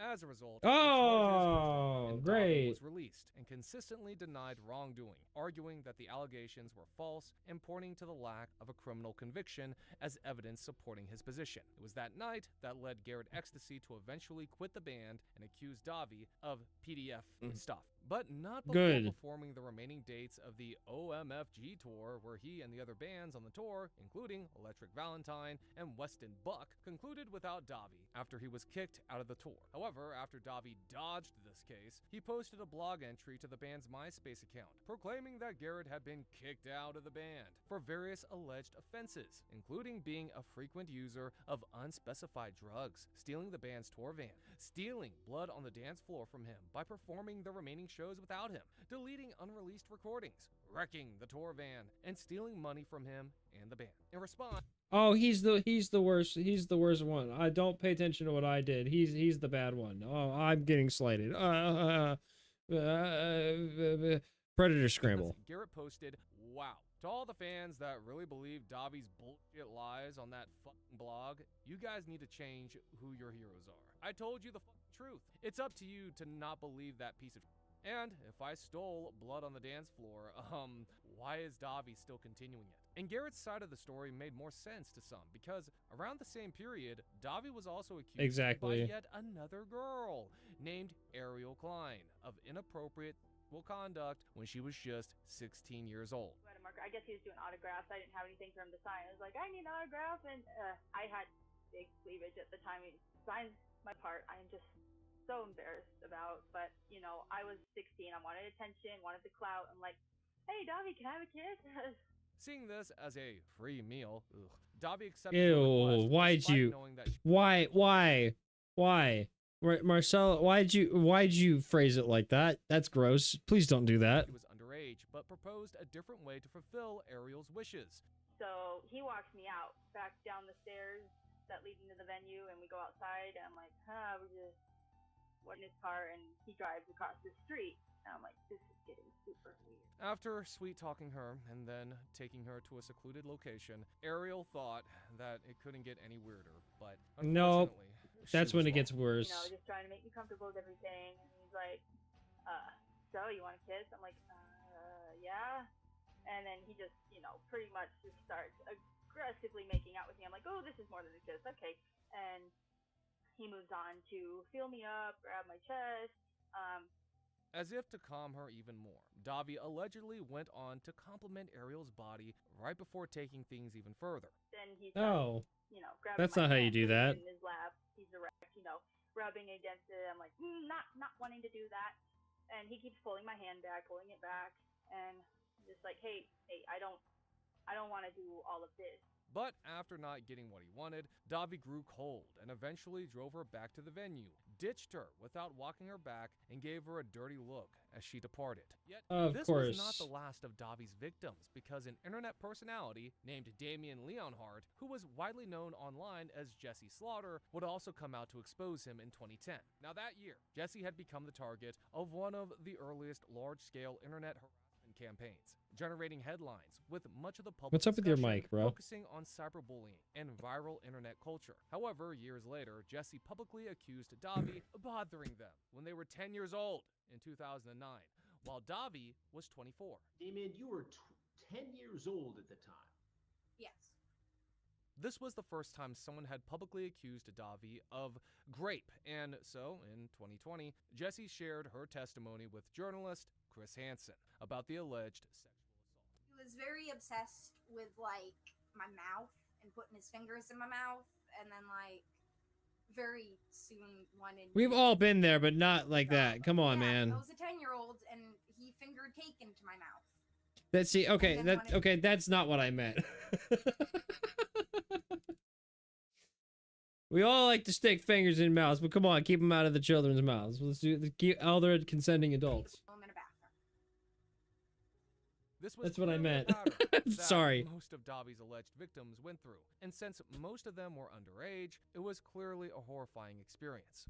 He taught me most of what the beginning of my ed was, and that's legitimately horrifying to think about. Despite this, their relationship went on and off for quite a while, with Jesse hoping that one day they would finally become Davi's woman. 10 to 12, you were with on and off Davi Vanity, hoping that you'd be his woman, his girl. Yeah. But it was not the experience they'd hoped for, because over a subsequent 16 months, Jesse accused Davi of repeatedly groping them under the guise of BDSM-style activity. And while this was a bit extreme for a child, Davi would verbalize violence and claim it was part of a consensual dynamic. Eventually, rumors spread online that Davi had slept with the then 11-year-old Jesse. But while Jesse initially denied the rumors at the time, the internet community, particularly 4chan, launched a massive harassment campaign against the child, doxing them and sending... Oh, that's not what you do. Harassment. Jesse's father, Gene Leonhardt, recorded an angry video. I remember this video. I remember that video. He threatened the trolls, claiming he had backtraced their IP addresses and reported them to the cyber police, famously shouting, I remember "You've that done video. goofed, and consequences will never be the same." And I know who it's coming from because I backtraced it with the police because you done goofed. As these clips went viral, instead You of done addressing goofed. the serious nature of the allegations, Davi chose to mock the victim and their father. With the help of Jay, who was at the time still a member of the band, they wrote and recorded the song "You Done Goofed" as a diss track to the then 11-year-old Jesse. Yeah, no, we're gonna skip that. Wow, imagine writing a song about an 11-year-old when you're bordering on 30s. What a sad, sad, sick man. I can't imagine what it must be like to be an 11-year-old girl who had her biggest idol not only use her, but throw her under the bus, get his fan base to bully her, make meme parody videos about her, but to top it all off, write a diss track like this. That's something I don't think most adults can take, let alone an 11-year-old. This case stayed in the dark for over 5 years, and the FBI only got involved and opened an investigation on Davi following the 2018 HuffPost expose and Jesse's subsequent public statements. And things only got worse for Davi from here, because in 2011, HuffPost published an extensive investigation that exposed I'm that starting to Davi realize it's an AI voice. over 20 women. Allegations and reports that he has been involved in inappropriate sexual relationships with at least 22 underage Yikes. young women. While those allegations Talk about were using your headlines, fame to former get band what you member Jay want. began speaking more openly about his own experiences. When Jay left Blood on the Dance Floor in 2016, the initial public statements were relatively vague, leading many fans to assume the split was simply another disagreement between musicians. However, later disclosures painted a far more troubling picture. Jay alleged that Davi exercised extensive control over finances, claiming he was denied fair access to earnings generated by the band despite years of touring and recording. According to Jay's statements, that financial control extended into daily life, leaving him dependent on Davi for necessities, including housing and food. Additionally, Jay described severe emotional strain during his years in the group, explaining that he felt isolated from family members and trapped within a situation that became increasingly difficult to escape. But the most disturbing claims were allegations that Jay was pressured to continue touring despite serious illness, and further alleged that access to necessary HIV medication was interfered with during that period. With a former associate speaking publicly against Davi, the image of Blood on the Dance Floor increasingly shifted from a controversial scene band to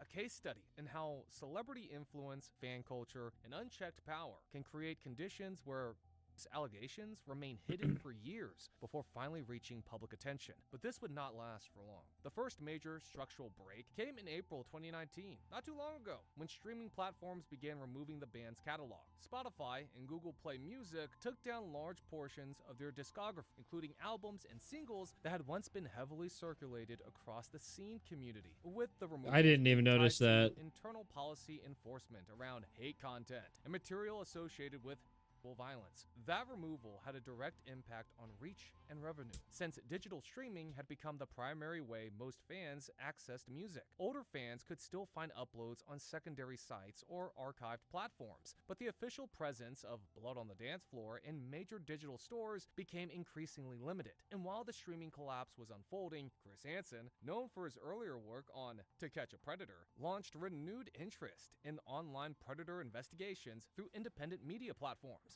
Around 2020 and 2021, he publicly stated that he was examining the allegations connected to Davi following the HuffPost investigation that had surfaced in 2019. As part of this effort, Chris interviewed multiple accusers on his podcast-style programming, including Megan Hood and Elizabeth Fabor, who detailed their accounts in long-form discussions. These interviews expanded public understanding of the allegations because they were presented in an investigative format rather than short social media statements, allowing the details to be explored in greater depth. At the same time, attempts to directly confront Davi became part of the public narrative, but it wasn't as easy because direct interviews or on-camera confrontations were reportedly avoided, with communication often filtered through legal representatives or declined entirely. But as the public conversation continued, the role of fan communities also came under scrutiny. A portion of the remaining fan base, who remained loyal even after Davi rebranded as Kawaii Monster, continued to support the band despite the volume of allegations. Some supporters framed the situation as exaggerated or fabricated, while others treated the controversy as separate from Monster is an accurate thing. Sorry, I was counting. Online, where accusers and supporters often clashed, with discussions becoming highly emotional and deeply polarized. During this same period, Fallon Vendetta briefly became associated with the group between 2017 and 2019, which drew criticism as public allegations against Davi were already widely circulating online at that time. Observers observers questioned the decision to continue performing alongside him, given the level of controversy already surrounding the band.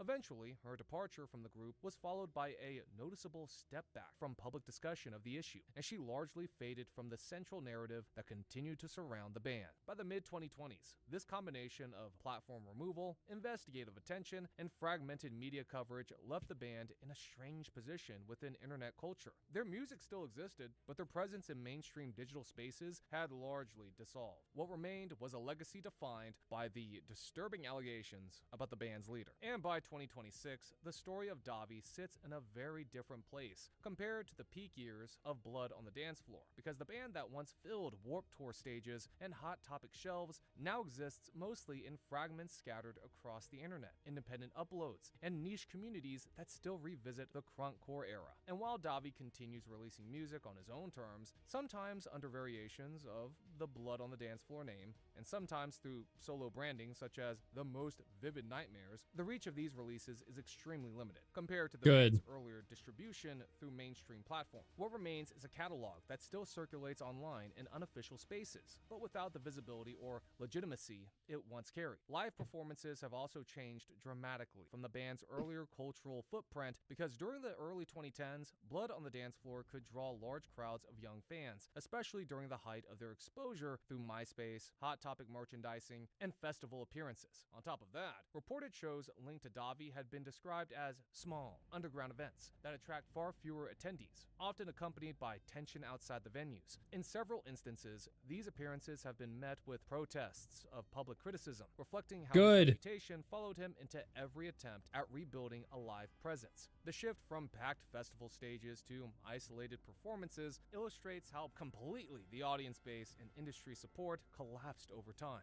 But despite the scale of allegations that accumulated across more than a decade, legal outcomes have remained limited, and this has become one of the most discussed aspects of the entire case. Even with what's the insane clown posse doing here? And detailed accounts shared publicly, Davi has not faced a prison sentence, and no major conviction has resulted from the allegations. Many reports and analysis point to structural issues within the justice system, including statutes of limitations and the historical difficulty of prosecuting cases involving internet-era and long-delayed reporting. And this is because victims often came forward years after the alleged incidents, and by that time, legal pathways were already significantly restricted. While Davi's career has remained in a state of decline and controversy, the people who were once connected to Blood on the Dance Floor have taken very different paths. Jay has become one of the most visible voices to emerge from the group's aftermath, building a new identity in drag performance, and gradually stepping into advocacy work focused on HIV awareness and survivor support. His public presence now often centers on themes of recovery and personal rebuilding, and his story is frequently referenced Was as that him? What the fuck? Continuing beyond a highly toxic creative environment. Garrett Ecstasy, who was part of the band during its early rise, has taken a different path entirely, remaining largely absent from public That's life. not His Garrett. disappearance from music and media discussions has often been interpreted as a sign of withdrawal from an era that carried significant controversy and emotional weight, and very little verified information exists about his current activities. The accusers, however, represent the most significant legacy of the entire timeline. The individuals who spoke publicly, including those interviewed in major investigations, contributed to a record that reshaped how the band is remembered. Their testimonies, shared across interviews, articles, and podcasts, collectively formed a body of evidence that influenced platform decisions, media coverage, and public perception. Even in the absence of full legal resolution, their willingness to come forward changed the trajectory of Davi's career and effectively ended his mainstream presence. And while most of the band's members had nothing to do with what Davi was doing, they still had to take a blow for the team, simply because the man who was supposed to be leading them chose to become what people regarded as a monster.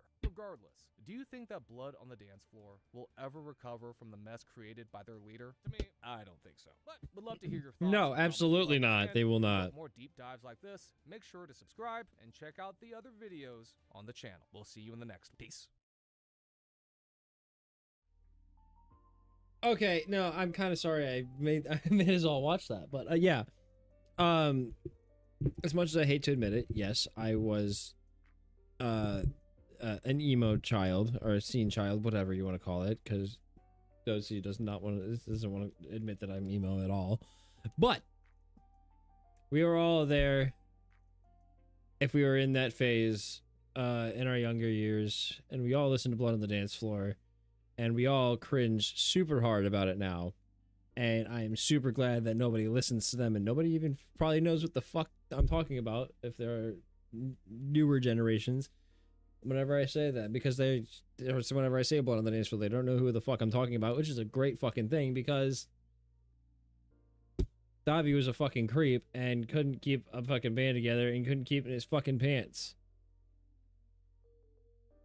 I don't know, it's all cringe. It's just all gross. It's disgusting. Even looking back, the music wasn't even that good, so I don't know what the fuck I was doing. Like, I listen to so much better shit now. It's yeah. Anyway, I'm exhausted. I'm exhausted from all the talking during the Bricks and Minifigs thing, and the whole Blood on the Dance Floor video just kind of actually fucking drained me, and I am done for the night. So, thank you all for watching the stream. I hope you enjoyed. Ugh. I will be back on Wednesday at noon for Lost in Random. Excuse me, I'm full of burps. Ugh. Ugh. I'm gonna go ahead and get out of here. I will see you later. Bye. I'm hitting buttons.